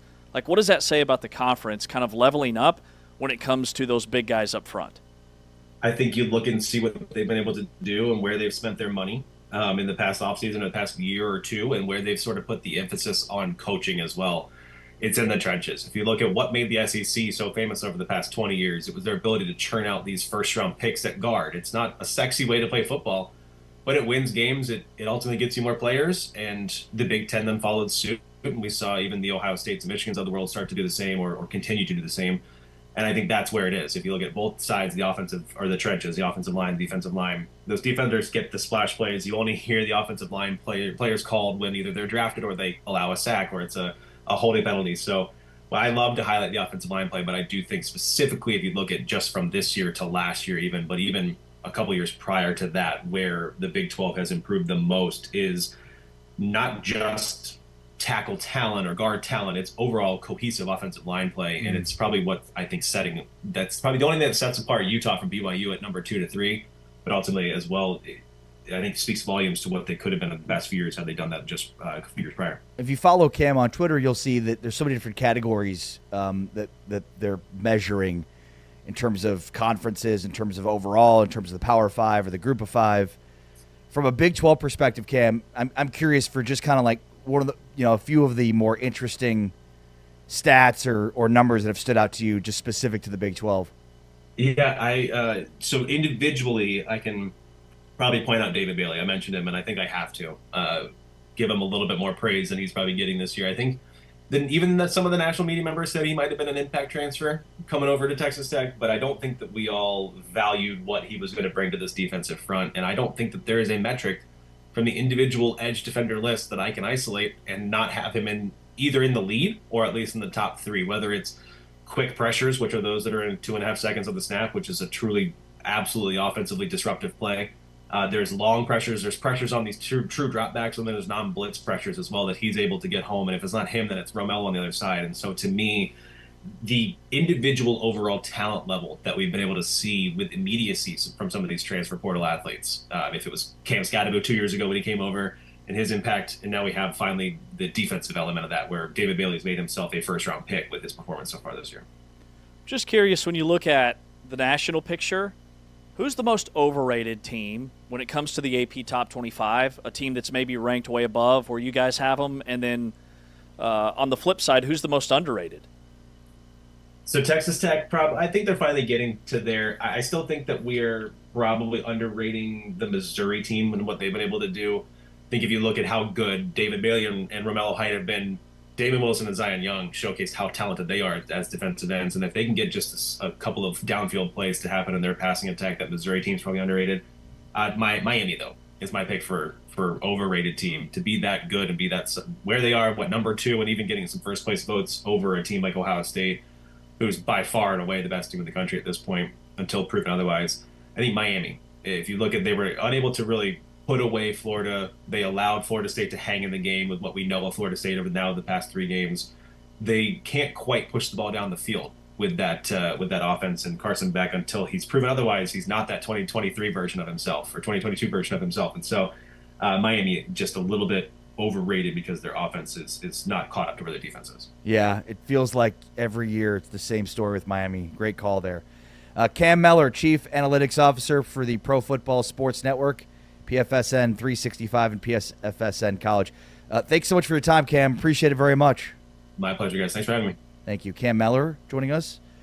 You know, there's so many different ways, analytical ways in which the sport is being measured. It's always great to get different perspectives on it because, you know, any individual stat or analytic in isolation maybe doesn't tell you the full story, but you get, you know, multiple different projections or analytics, and you have a much better picture to tell. Yeah, and I think, you know, highlighting Big 12 teams in the trenches with Texas Tech's defensive front, and then with 5 or 6 teams that are top 5 in one category or another when it comes to how these offensive lines are graded, says a lot about where this conference sits at the line of scrimmage. I think it's a big reason why the league had the record that it did in the non-conference. And there were even some games where I didn't feel like the Big 12 won games that maybe they should have lost against the other power conferences. It felt like the Big 12 lost some games that maybe they should have won, where it felt like the Big 12 team was the better team. And I think that comes down to the line of scrimmage and why the Big 12 had the second best winning percentage among the power conferences against other power conferences, which should carry a lot more weight than it does. I think the Big 12 is in a really, really strong position compared to where it was last year because of what it did in the non-conference, and now it's just getting the rest of the nation to buy in and believe. And what the Big 12 does this year in the postseason is going to be a big chapter in the Big 12's story going into next year. But you look at yards per play, offensive line, defensive line, pressure rate. There are Big 12 teams, top 5 in the country across the board. Well, and look, I mean, what it comes down to is NFL talent, right? Like how many guys are in this league at those positions that are NFL guys. I think what you've seen is incredible growth in that capacity for this conference, where Colorado's a good example of that. You wouldn't think of Colorado, you know, big picture, but yet they have a ton of NFL talent. We've talked a ton about Jordan Seaton, but it's not just about him. I just think you're seeing a much larger infusion of legitimate NFL talent along the offensive and defensive lines of the conference. Yeah, Colorado's a prime example with Jordan Seaton, who on a stretch play over the weekend was outrunning his running back to the corner of the end zone. He's a generational talent. Freak. We don't like to use the phrase generational talent, but for a man his size, he is. To move that way. Yeah. And I cannot wait to see what he runs in the 40. And then at Utah, they've got 4 future NFL offensive linemen. Texas Tech's probably got a couple. And then the transfer at Cincinnati. Joe Cotton's been a huge addition to what was already a veteran Cincinnati Bearcats offensive line that's one of the best in the country. They were the deepest team into the season before they allowed a sack all season long. And he's a big part of that. He was the number 1 spring transfer portal player in the country. And he transfers to Cincinnati. So the Big 12 definitely upgraded in the trenches. And in the year of the quarterback, I think it bodes very well for the league. All right, on the way, we'll talk with Justin Spears from ESPN Tucson and the Tucson Star. Plus, Brett Yormark had some really interesting things to say with us last week that we want to replay for you and react to it. On the way next, though, we got to get to it. The AP Top 25 has been released in college basketball.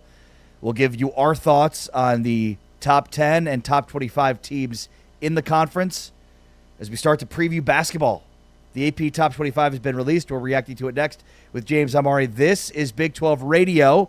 We are on radio on TuneIn, and you can watch us on Big 12 Studios.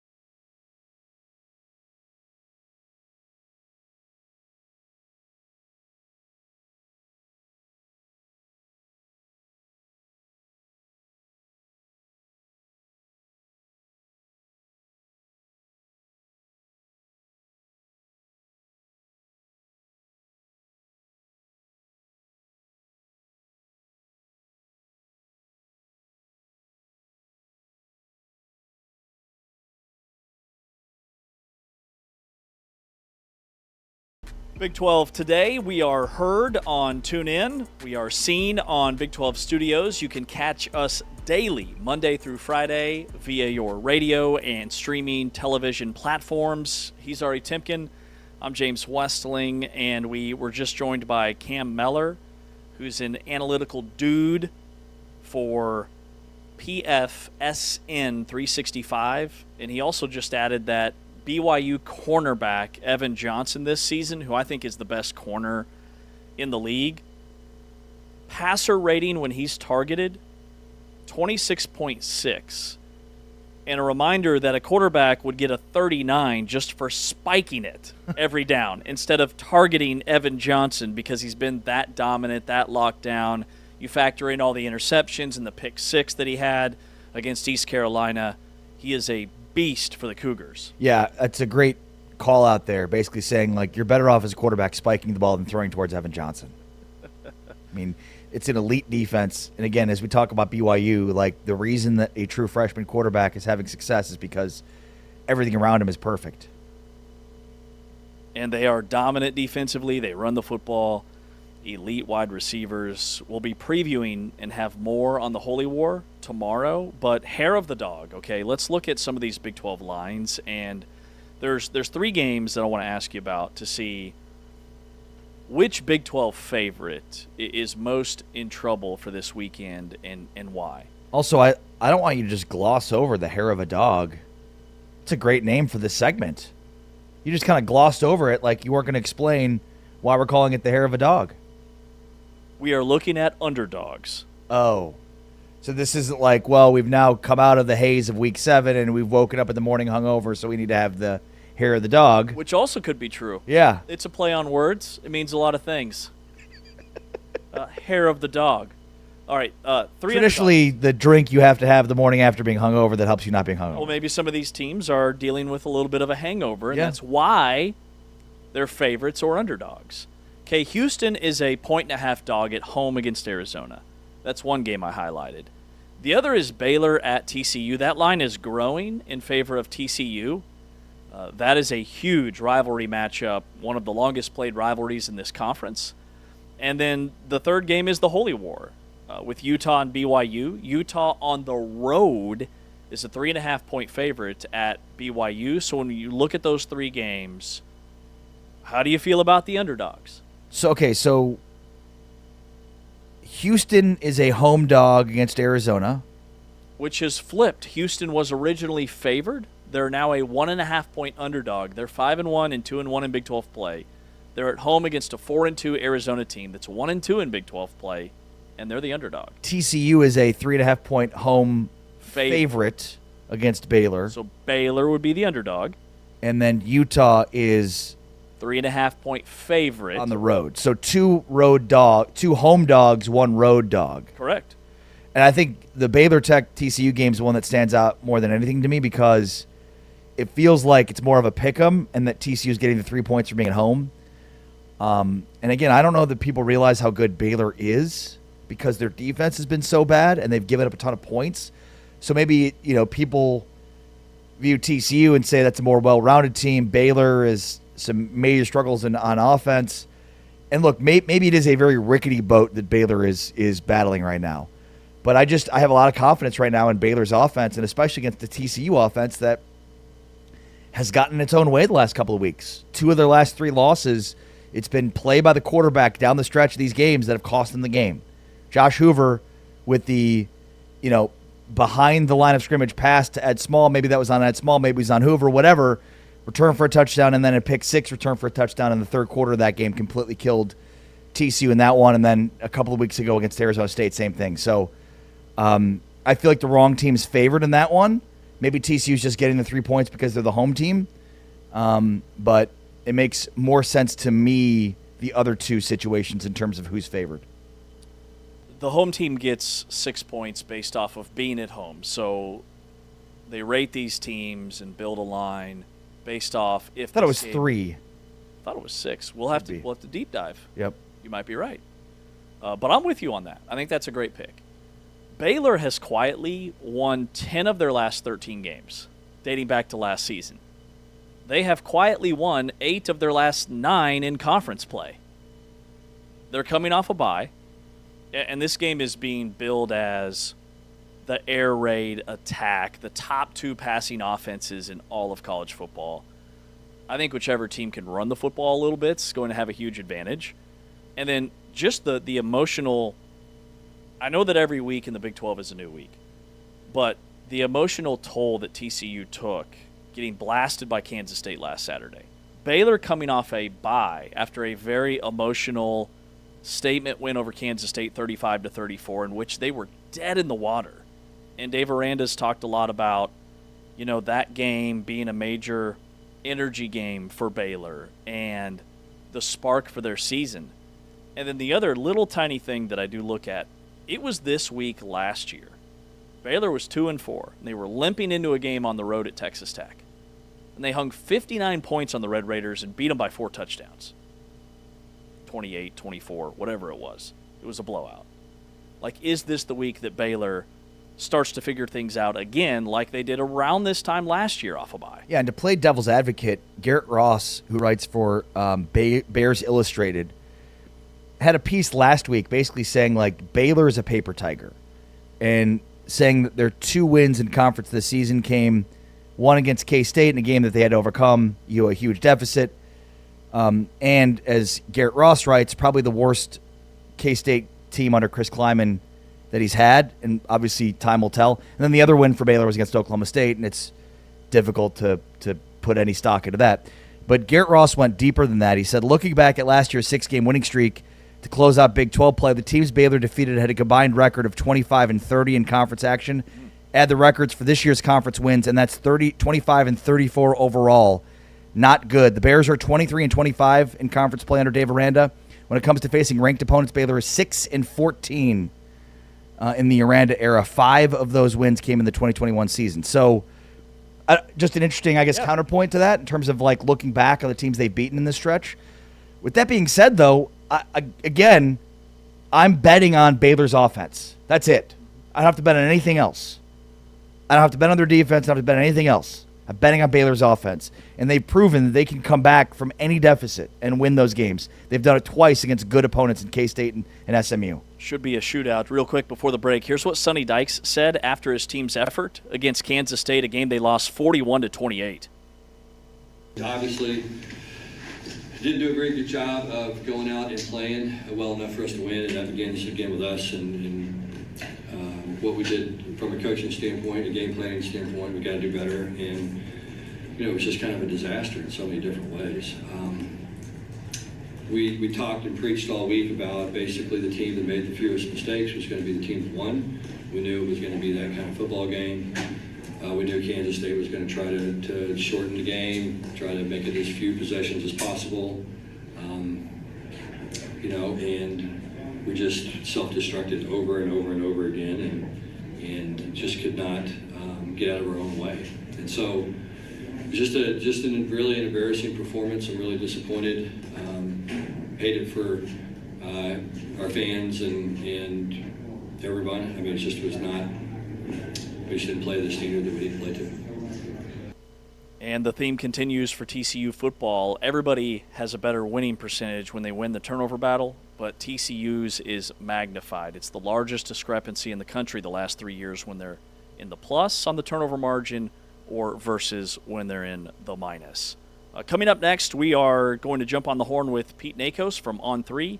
The National College Football Reporter is expected to join us. This is Big 12 Today on Big 12 Radio. You're watching us via Big 12 Studios. This is the Big 12 Conference. This is a different league. Extra people.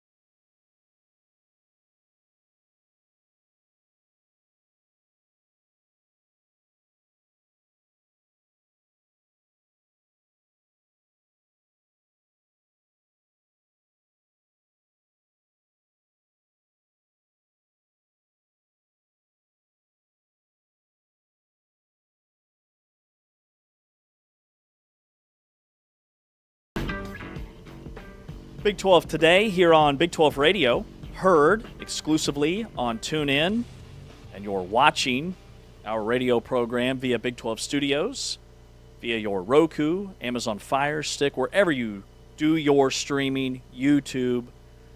He's Ari Timken. I'm James Westling. Expected to be joined momentarily, we hope, from Pete Nakos, the college business sports and transfer portal reporter for On3 Sports, On3 NIL, based out of Nashville, and he is on the go. So we're trying to connect with him. But breaking news from Pete. So when the college football transfer portal window passed, the NCAA announced that players would have 15 days to enter the portal, 5 days after a new hire. So that's a 20-day window. It's a little bit confusing. You can go in the portal 5 days after the new hire, and you have 15 days to enter the portal. But there's been some tweaks to this. You know, previously it was 30 days after a coaching change you could enter the portal. With the new rule, they shrink the window. And the NCAA is hoping to cut down on this mass exodus of players after a coaching change, looking for some stability within the sport in any way, shape, or form. But now, so if a program changes coaches outside of a January to June span, the portal window doesn't open immediately. It waits until January 2nd. So even if your team, let's say Oklahoma State hires a coach in November or December, those players can't enter the portal until January 2nd like everybody else. Yeah, so there have been multiple changes to the transfer portal window. You know, we had, I think a year ago, the windows changed. 2 years ago, there was another window added, and then the windows changed. If I'm remembering this all correctly, because you're right, yeah. It feels like every year there's been something new and different about the portal. I can't imagine this one is going to be met without some level of resistance, and especially on the part of the coach part piece. I would imagine that ultimately this goes back to the current status, which is you're allowed to enter the portal. The portal window opens for your team once the coach leaves. I think. Again, we talked about this. In principle, it makes sense to me. You know, you do want to give the program the opportunity to continue to have its players and give them the opportunity to at least see what's coming up next. But there's a balance there, and in some ways, the school could be holding the kid hostage if it takes them a long time to figure out who their next coach is. And I mean, they've got decisions to make. You know, I think this taking it outside the control of the student athletes will be a major no-no with some of the lawyers and representation of these student athletes, because now you have a situation which you're in control of. But like, let's say you're part of a program, the coach leaves, and then they take months upon months to hire a new coach, and meanwhile, like, rosters are filling up across the country. You're trying to get a spot as a transfer portal athlete. Currently, the players have the control. They can enter the portal in certain windows and then be in control when they want to go to a new school. In this situation, though, there's less control, and that's why I think ultimately it will go back to the current situation. It's very one-sided on the part of the universities in a way that I think will not stand up in court. Yeah. And, again, to try and explain this as best we can. So previously, to your point, athletes had 30 days after a coaching change to enter the transfer portal. So, for instance, Stanford, Tory Taylor is fired following spring. David Bailey enters the transfer portal. So does Bear Bachmeier. I would assume in the current situation, they are not able to enter the portal until Stanford hires a new coach, which means that they're on this year's team, right? Because they've just hired an interim coach. So what does that mean? If they hire an interim coach, is that a hiring that allows you to then enter the portal? Does it have to be the full-time coach that's added in order to get into the portal? Like, I think that's one of the more important specifics that's missing here, because in the case of not an interim coach but a full-time coach being hired, I mean, you're going to have situations like Stanford. Yeah. Where David Bailey and Bear Bachmeier are being held hostage at a university they don't want to be at under a lame duck coach for a season for what?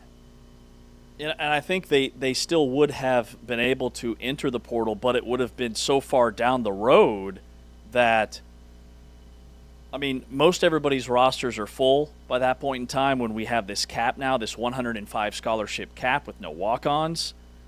It makes it very difficult for the student athlete to find a new home. Right, and David Bailey's going to find a new home regardless, but not everybody's in that same boat. Exactly. Most of the guys aren't. In fact, there's probably a good number of players that wanted to leave Stanford that didn't. One or two tried to leave Stanford and couldn't because of what you just talked about. The two guys that were obviously going to find a landing spot were Barrett Bachmeier and David Bailey, two guys that you would have cut players in order to add them to your roster, which is what basically happened. So there's this 5-day waiting period after the new coach is hired or announced before the portal opens for that program. That is assuming the new hire occurs between January 2nd and June 30th. If it's outside of that window, if it's November or December, players can't go in the portal until everybody else January 2nd. The deal, though, is there's nothing stopping these athletes from knowing that they're going to enter the portal when that announcement happens. Like, players can make their decisions now. They can make them in December. They can make them in November. And players can even kind of silently commit before that official window opens. So I understand the NCAA is trying to tighten the ropes on all of this, but there are still so many loopholes that can't prevent the student athlete from going wherever they want to go. What's the intention here? I think the intention is for less transfers. Like, big picture, that's it. Less transfers all across the board. I think when it comes to coaching changes, the rationale is you cut down on this mass exodus of players after a coaching switch, and you try to retain as many players and set that guy up for success in the best way possible. And I think the hope is that the new guy comes in and he has his 5-day window and then eventually 15-day window to try and convince the guys that are on the 2-deep to stay. Because it goes both ways. Also, a lot of coaches come in and they want to get their guys into the program. But I think they're trying to prevent what happens at a lot of schools. Like, you look at the new coaching changes this year in college football. The coaches that left or were fired, whatever, I mean, players were in the portal right away. And there are groups of players that are at new schools together. You've got a whole slew of Sam Houston players. Take a G6, for example. Casey Keeler leaves Sam Houston to go to Temple. There are bunches of Sam Houston players now at North Texas.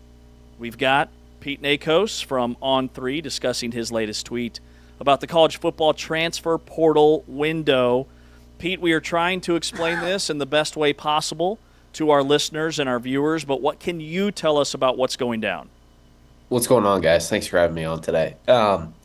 So the best way to break this down is so earlier this month, right, the NCAA made some changes to the college football transfer portal.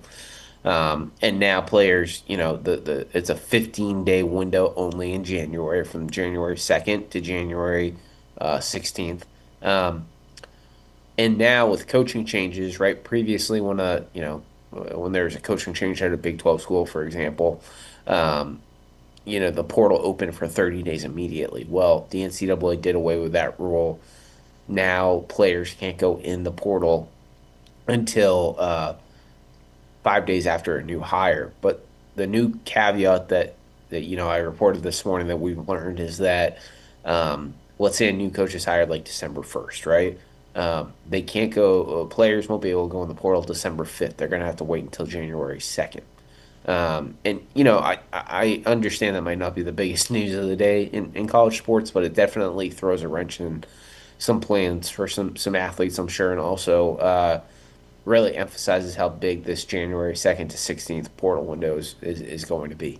Pete, is your understanding of the coaching change piece, is that when a full-time coach is hired? What about an interim coach? And I'm thinking about the example of Stanford here, because there's two Stanford players, former players, that are playing a huge role in the Big 12 right now with David Bailey and Barrett Bachmeier. So, I mean, is that in that situation, would they have to then wait for a full-time coach to be hired, or would the portal window open for them once the interim coach is installed? The portal window wouldn't open for them until a full-time head coach is installed. So in this case, essentially, Stanford would be holding these players hostage for the entire season? I mean, theoretically, but the 30-day window open for them whenever, Stanford parted ways with their last coach. Do you think that will be met with resistance from some of the players, managers, and lawyers? I'm sure agents and lawyers are going to have a field day with this. I don't know if, necessarily, I have formed an opinion yet. It's definitely going to make for a much it's going to be a traffic jam in January, guys. It's going to be wild. So we'll see how it all goes. But, yeah, it's the flip side of it, though, is when you talk to people, right, there's, I believe, almost over 1,000 FBS scholarship players entered in the spring transfer portal window. So the spring portal's gone now. So you think about all the movement that used to happen in the spring is going to now happen in the winter, and then you add in the fact that there's only 15 days for guys to indicate that they're going to the portal. This January is going to be super interesting, and it's going to be it's going to be a traffic jam. Pete, do you think big picture this is going to work in terms of less players in the transfer portal? Like, that seems to be why we're doing all this, I'm assuming, is to limit the number of transfers that have been in the portal, and that number just keeps getting bigger and bigger and bigger. I mean, do you think that the NCAA is going to get what they want in terms of the portal and the number of guys in it?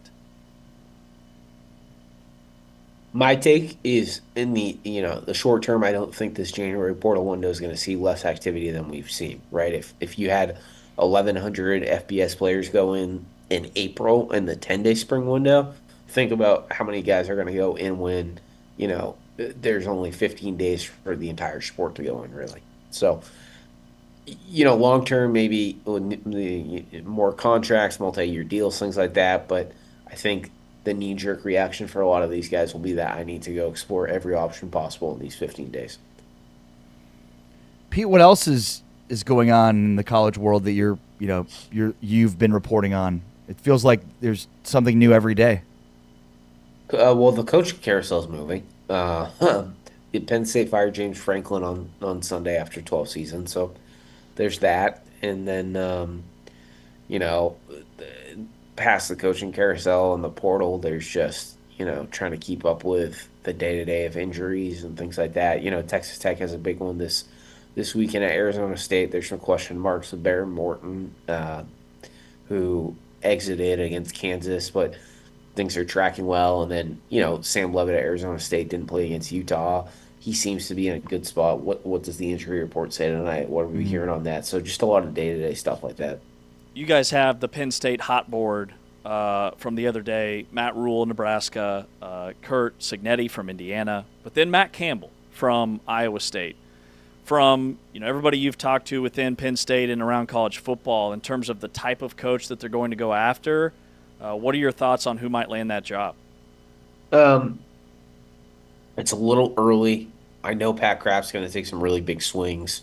I'd tell you that what Matt Campbell has done at Iowa State is extremely impressive, making 2 Big 12 title games at a place that just historically has not been a top contender in the Big 12. I know that because they continue to play late in the season, it's impacted him taking some jobs in recent years. So I think there's also a short list of jobs that Matt Campbell would really be open to. And from everything I've heard, I think Penn State's one of them. He's a Midwest guy. He's from Ohio. The chance to be at a big-time superpower, I think Penn State kind of fits that. But we'll see. We'll see how it all shakes out. I really think Kurt Cignetti and Matt Rule are kind of, at the top of that list right now for Penn State. Talking with Pete Nakos from On3, college sports business and transfer portal reporter for On3 Sports, does a phenomenal job. And Pete, you're in SEC country. I see you're based in Nashville. I would love to get your thoughts on just the perception of the Big 12 this season with what Texas Tech is doing. And then, 3 or 4 other teams have been ranked in the top 25. So what's your take on the league? I think the Big 12 is deep this year, guys. I think, um, you look at the very top. I think Texas Tech has established itself as probably a top five program this year, and then past that too, Arizona State's really good. Utah's good. I could keep going. I think that this is going to end up being a two-bid league. I know that's kind of putting myself out there a little bit, but if things continue going at this rate, and Texas Tech runs the table, and then what if they lose in the Big 12 title game? I think it's going to be really hard to keep Texas Tech out of it, for example. Two-bid league. We're here for it. Pete, thank you so much for your time. We appreciate you hopping on with us. You bet. I'll talk to you guys. Thanks, Pete. Pete Nakos, college sports business and transfer portal reporter for On3 Sports, joining us here on Big 12 today on Big 12 Radio. Heard exclusively on TuneIn. You're watching our program via Big 12 Studios. More to come here on Big 12 today. This is the Big 12 Conference. This is a different league.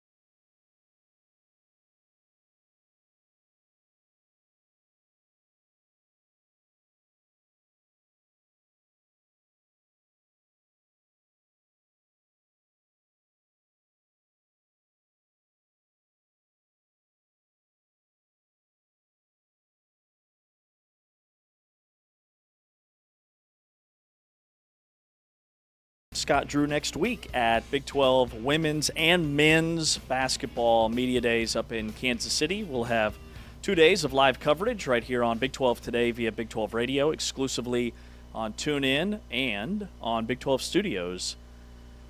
Just joined by Pete Nakos of On3, talking college football as a whole, the transfer portal stuff and the minor changes there. He's Ari Timken. I'm James Westling. But he has put together his Penn State job hot board. And Matt Rule's name is all over this thing. But he also has Curt Cignetti of Indiana. Then the third coach listed on his hot board is Matt Campbell of Iowa State. So, Matt Campbell's name comes up every coaching carousel season. It's an annual thing. But Penn State maybe feels a little bit different. Is this the job that finally checks every box for him if it was offered to him, or is he too rooted in Ames to walk away? What are your thoughts on him being tied to that opening? Well, let's reverse engineer this question. If you're Penn State, who's your number one target? Well, they say they're going after some heavy hitters. I've seen Marcus Freeman of Notre Dame listed. But you, James Westling, are the current athletic director at Penn State University. Who is number one on your list? Gosh, I'm trying to think. I think I'd have to think a little bit deeper about who's out there, who's available, that I think I can get, that also has ties to the area, can recruit the area, that has had a long, sustained track record of success. Because they don't need a program builder. They had that, and they have built the program. Now they need somebody that can get them over the top. I guess the reason I asked the question the way that I did is because I wonder how high on their list Matt Campbell would be. If I were making the hire, he'd be very high on my list. But I also know that it'd be very unlikely that I would get him. And look, I think there's a bunch of different motivations that coaches might have in today's world. I don't know that Matt Campbell would be motivated by trying to take a job at a school like Penn State to make them national championship contenders. I don't know what motivates Matt Campbell. I know what he does well at Iowa State. I know that he said no to every job previously, which includes NFL jobs. Mm-hmm. Matt Campbell is routinely good at getting guys to well outperform expectations. He is routinely good at taking 3 stars or unstarred players and turning them into 4 or 5 stars in NFL draft prospects. He would be very much on my short list for any job that I was hiring for, certainly the Penn State job, but is he likely to take it? There's no information that we have or no indication that we have that he's likely to take any job, because history suggests that he's not, right? History suggests he's happy at Iowa State. Does he have all of the resources and money in the world? No, but he's happy with that way. He is happy winning in the way that they're winning and able to win at Iowa State. But you do wonder, okay, would you rather, if you're Matt Campbell, go somewhere that has the resources that you can compete at that level? Because Iowa State, is this its ceiling? Iowa State does not have the monetary resources, and Matt Campbell famously talks about it. But yet they still get NFL talent. There are a few teams in the Big 12 that have churned out as many NFL draft picks as Iowa State has in the last 3, 4, 5 years. So just Matt Campbell in isolation doesn't make much sense to me. It does not make much sense. Why would he leave now? Why would he leave for Penn State? To me, there's too many whys here when Matt Rule makes a ton of sense. Now, the track record part, you could argue with. Matt Rule was really good at Temple, was really good at Baylor. But I would not classify what he's done in his last 2 stops as really good. Nebraska's season is yet to play out. They have 1 loss. They did beat Cincinnati, which was an impressive win now, even more so than when it happened. So, we'll see. But it feels like Nebraska, every time they go up against one of the top dogs in the Big Ten, they lose. Sort of like the Penn State situation. Matt Rule obviously is a Penn State grad. He's got roots in that area. He makes the most sense to me. But if I'm Penn State, I'm shooting higher than Matt Rule, at least initially. And I think ultimately, if you really get into the minds of the thinking behind Penn State, I don't know how high Matt Campbell would be on that list. So, to me, I would probably have Matt Campbell ahead of Matt Rule. But given that he went to Penn State and that he's from the area, has roots there and can recruit really anywhere, I would think that any list that Penn State would have, Matt Rule would be higher than Matt Campbell on that list. Agreed. He may not be first. I don't know who first would be. You're not getting Marcus Freeman. I don't know, why would you leave Notre Dame for Penn State unless there's history there, right? I mean, so, yeah, I think. But we never know. Like, Luke Fickell said no to some jobs. We thought maybe he'd take the Ohio State job if it ever opened. And then he took the Wisconsin job. That hasn't worked out well for him. It's crazy to think that Cincinnati's in a better situation with Scott Satterfield than Wisconsin is right now with Luke Fickell. That's crazy. So I think it's just really tough in a long-winded way, obviously, James. It's tough to figure out what is the motivation. Why would a coach leave? It used to be pretty obvious reasons to grow, move up the food chain, have more resources, better visibility. But now everybody has equal revenue. But in the Big Ten, Matt Rule, where he's currently is, like, resources are pretty easy, pretty even. And it's just whether or not, he finds that to be a job that's ascending as opposed to the Nebraska job, which at one point was one of the best jobs in the country. I think the other thing is just the level of expectations for that job. James Franklin did not have a good record against ranked teams or teams in the top 10 that cost him his job. But his last 3 years, he went 11-2, 10-3, and then 13-3, made the college football playoff, lost a few games this year, and he's out. So, I mean, the expectations at Penn State, realistic or not, are very, very, very high. I mean, I'd argue top 5 in the country in terms of what you have to do there to be seen as a successful coach, to be seen as their guy. But I think there are a lot of coaches that are motivated by that. Some coaches might look at that and be like, wow, that's daunting. Like, look at what they did to James Franklin. But I think that, like, the coach you want, if you're Penn State, is the coach that wants that embraces that is all about that says, you know what? Franklin won a ton of games, but it wasn't enough. Because I think, like, is it unfair? I don't know. I don't know if it's unfair. It feels like in some ways it's unfair, but it also feels like, well, that's Penn State. That's kind of the price of doing business in Penn State football, right? This is a premier program that has won national championships, has had Heisman Trophy winners, has had top 5 picks, multiple top 5 picks, sometimes in the same draft. So, like, the expectations are what the expectations are. The expectations for Indiana football, vastly different than Penn State. If you're Kurt Signetti winning 10 games in Indiana, you'll keep your job forever. He'll build you a trophy.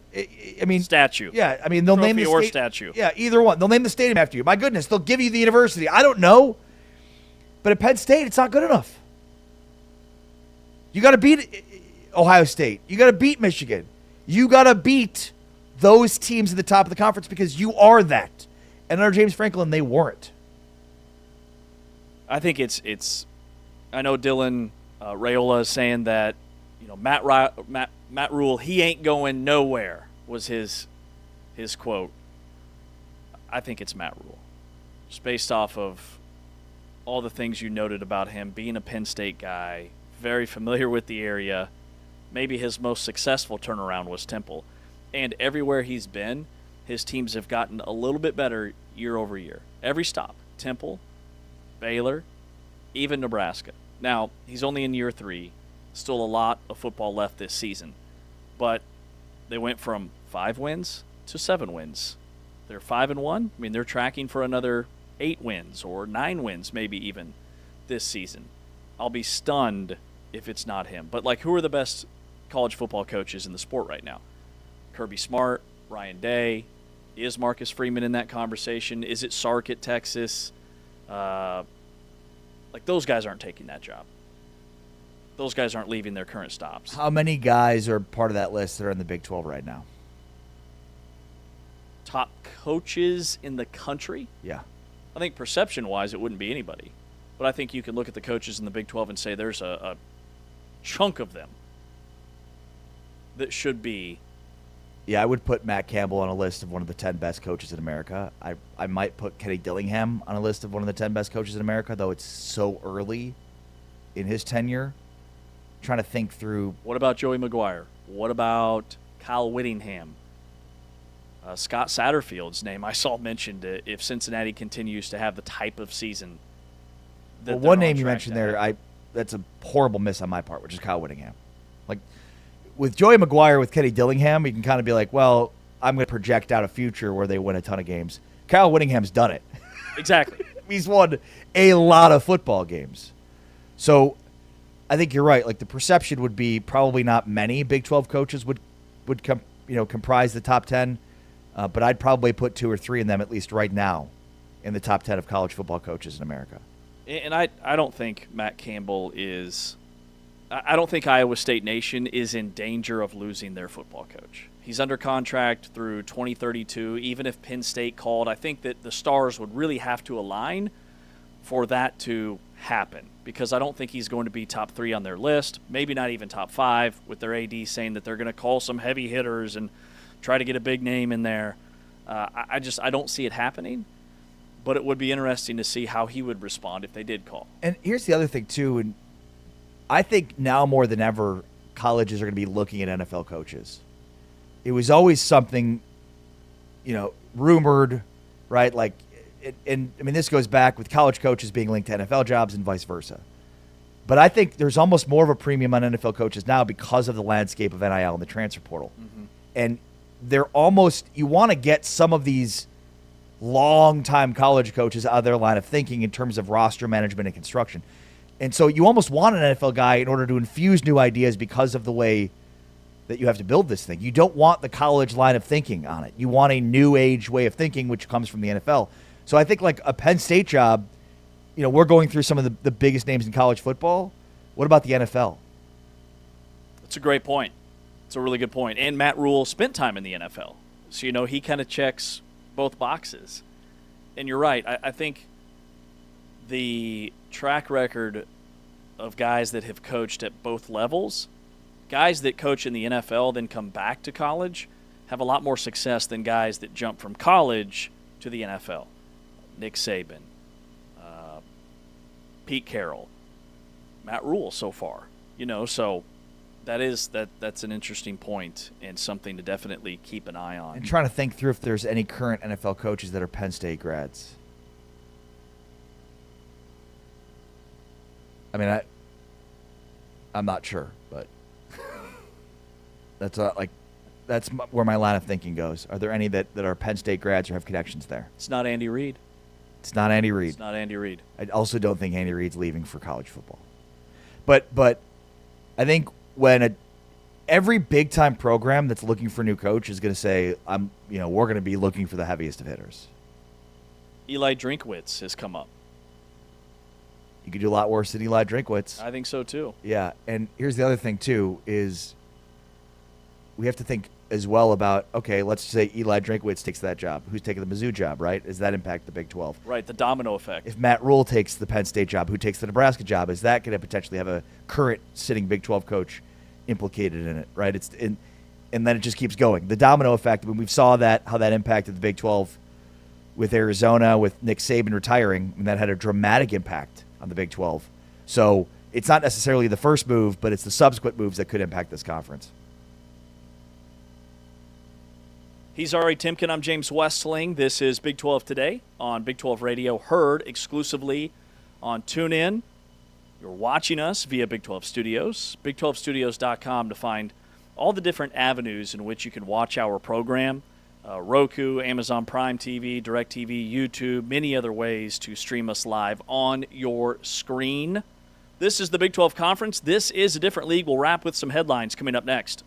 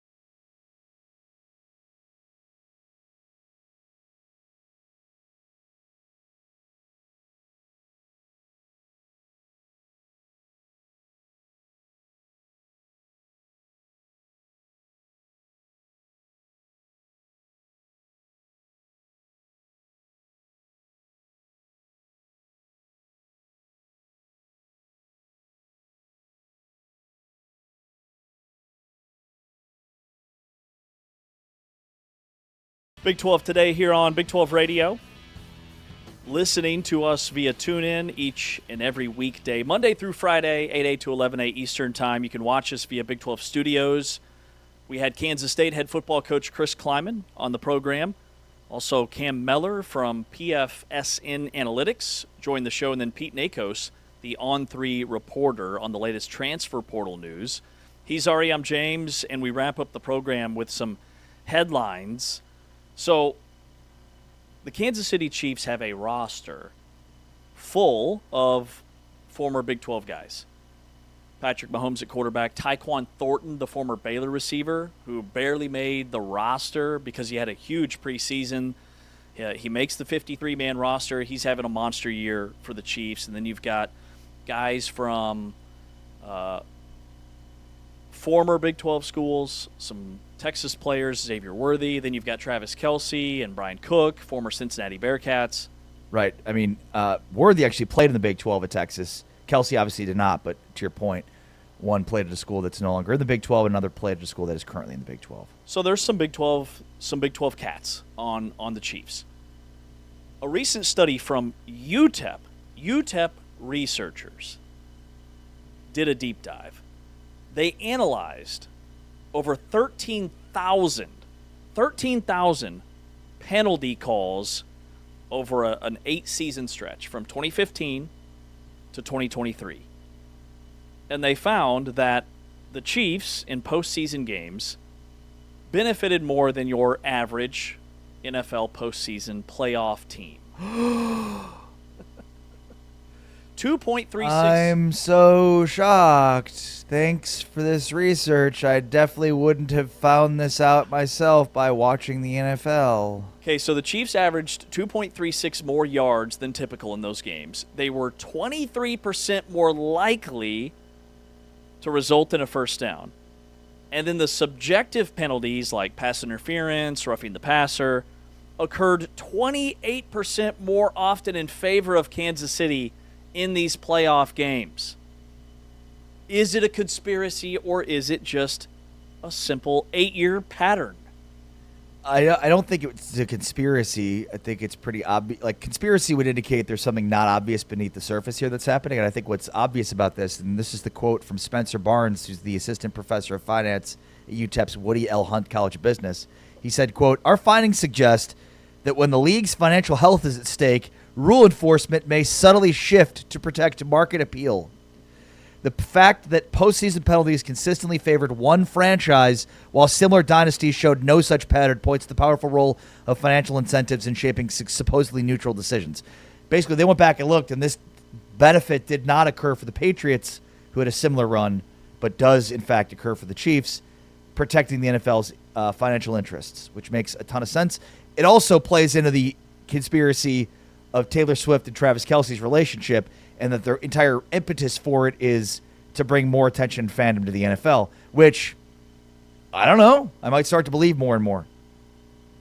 Wait, you have to tell me more about that. The conspiracy that Travis and Taylor are only together to bring more attention to the NFL? Is that the baseline for the conspiracy theory? You haven't heard this one before? I've been knee-deep in Life of a Showgirl. I don't have time for anything else. James didn't call himself a Swiftie, so he's like all on the Swift train. So any criticism of Taylor Swift, he doesn't hear it. That's what most Swifties. I will opalite all day. So, yeah, there's a conspiracy that basically the NFL has engineered a relationship between Taylor Swift and Travis Kelce that is beneficial for them. Now, that one seems a little far-fetched. I mean, yes, it does. But less so when you reference this study, yes? I will say this study was a bit of a gut punch as a lifelong Chiefs fan.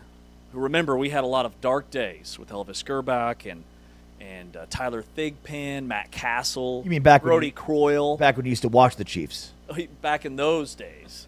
But the thing that did stand out was, I will say that the comparison to the New England Patriots under Brady, because that was my first thought when I saw this headline was, well, what about the Patriots? What were they doing when the Patriots were winning Super Bowls? Well, they did a side-by-side, and there's no similar patterns with them. So, I mean, it goes to show you the stakes are even higher. Roger Goodell, about a decade ago, maybe less, basically said that he wanted to push revenues for the NFL beyond whatever the number was, $10 billion, something crazy, right? And it seemed at the time like it was far-fetched. But it's more and more less far-fetched when you look at the financials of the NFL over the last decade and the growth of them. They're looking to turn over every rock in every capacity to continue to grow revenue every year. It's why everything goes up. It's more expensive to be an NFL fan now than ever before, and we're eating it up. But, like, I guess what I'm saying is nothing appears to be off the table in terms of the profits of the NFL because they're so unbelievable. Like, nothing can sustain growth on a graph going up forever. I mean, if people are watching this, you can see my hand, like, just straight up. And that's what the NFL's graph has shown in terms of financial growth and popularity. It is a runaway freight train that is losing no momentum whatsoever. So it, again, almost makes you believe that some of these conspiracies are true because they just continue to grow profits despite, anything that might, show the opposite. So they have to find ways to grow the sport, and maybe growing the sports through, more female interest is dependent upon Taylor Swift's involvement in it. I don't know.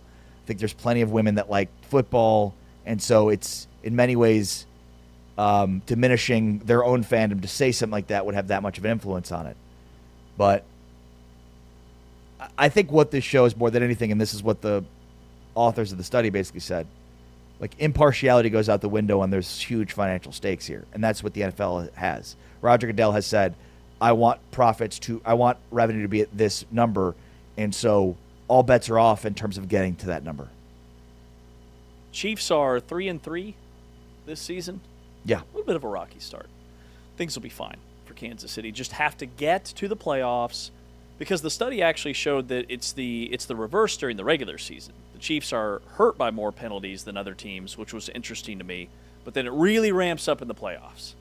You get to the playoffs, the Chiefs are getting some calls. So it's really interesting, right? It almost makes it seem like the NFL doesn't say anything about how to officiate Chiefs games during the regular season, but then has a concerted effort to say how they should officiate games for the Chiefs during the postseason. Now, this is like, let's take the tinfoil hat off for a second. I was going to say, are you all in on this? No.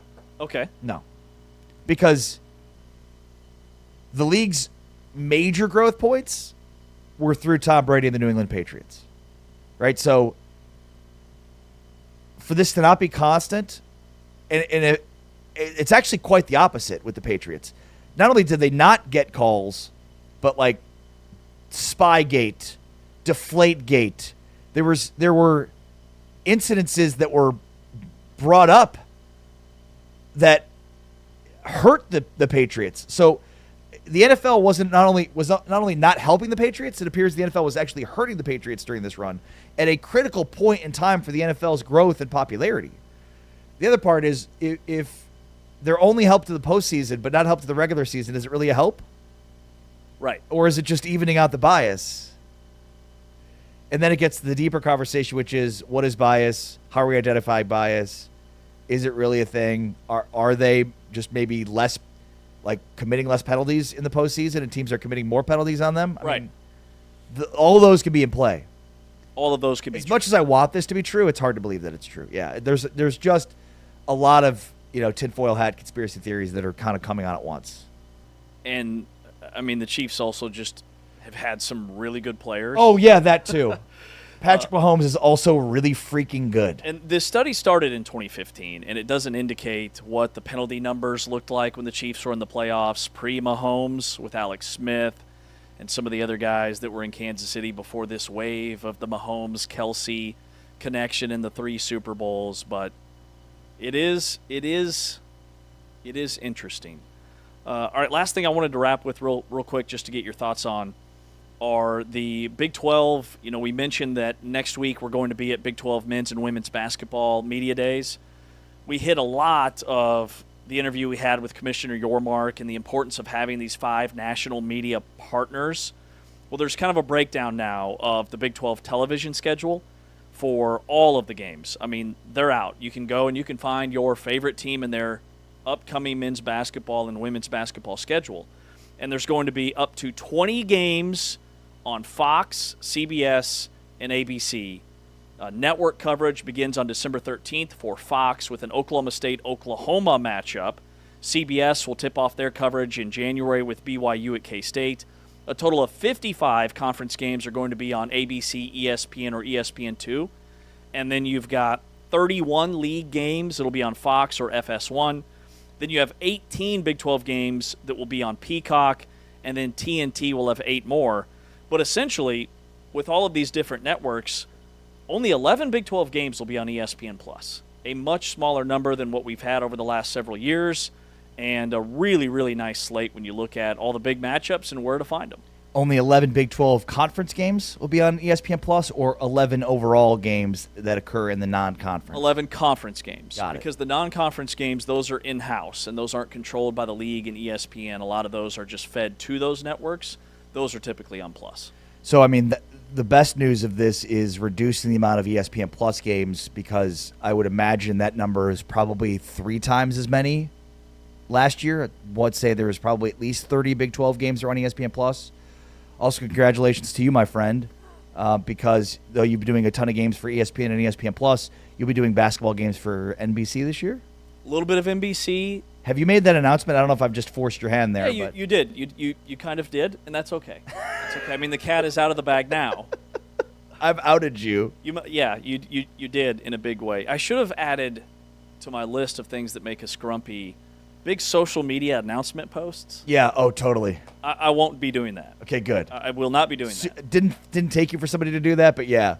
Like, everybody stop what you're doing. I have this huge announcement to make. Huge announcement. That is really just big to me, but not really big in the real world of the grand scheme of things. Head-to-toe headshot, cool background. What you should just type is just preemptively say congratulations to me, because I'm the man. My goal is people watch a game and they're like, this is a really high-energy, fun broadcast. I wonder who's calling this game. And they go and they find it.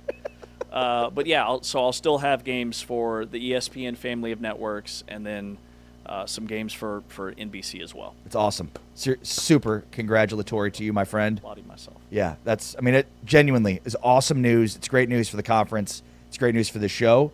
And yeah, just more access to more premium games. Brett Yormark has done a ton of positive things. We've talked through so many of them. Maybe the best thing he's done is reduce the amount of games in ESPN Plus, grow the partnerships, get some of those games licensed out so that they're on, linear television. A lot of games on Peacock that you can now find on YouTube TV. A lot of games on ESPN and ESPN2 and Fox in primetime spots for this upcoming basketball season. We'll be breaking it all down next week at Big 12 Men's and Women's Basketball Media Days. It's going to wrap on this edition of Big 12 Today. You're listening to us on Big 12 Radio via TuneIn, and you're watching us on Big 12 Studios. He's Ari Timken. I'm James Westling. Taman Turner. Special thanks to our producer. We'll be back tomorrow, 8A to 11A Eastern, right here on the channel for Big 12 Today.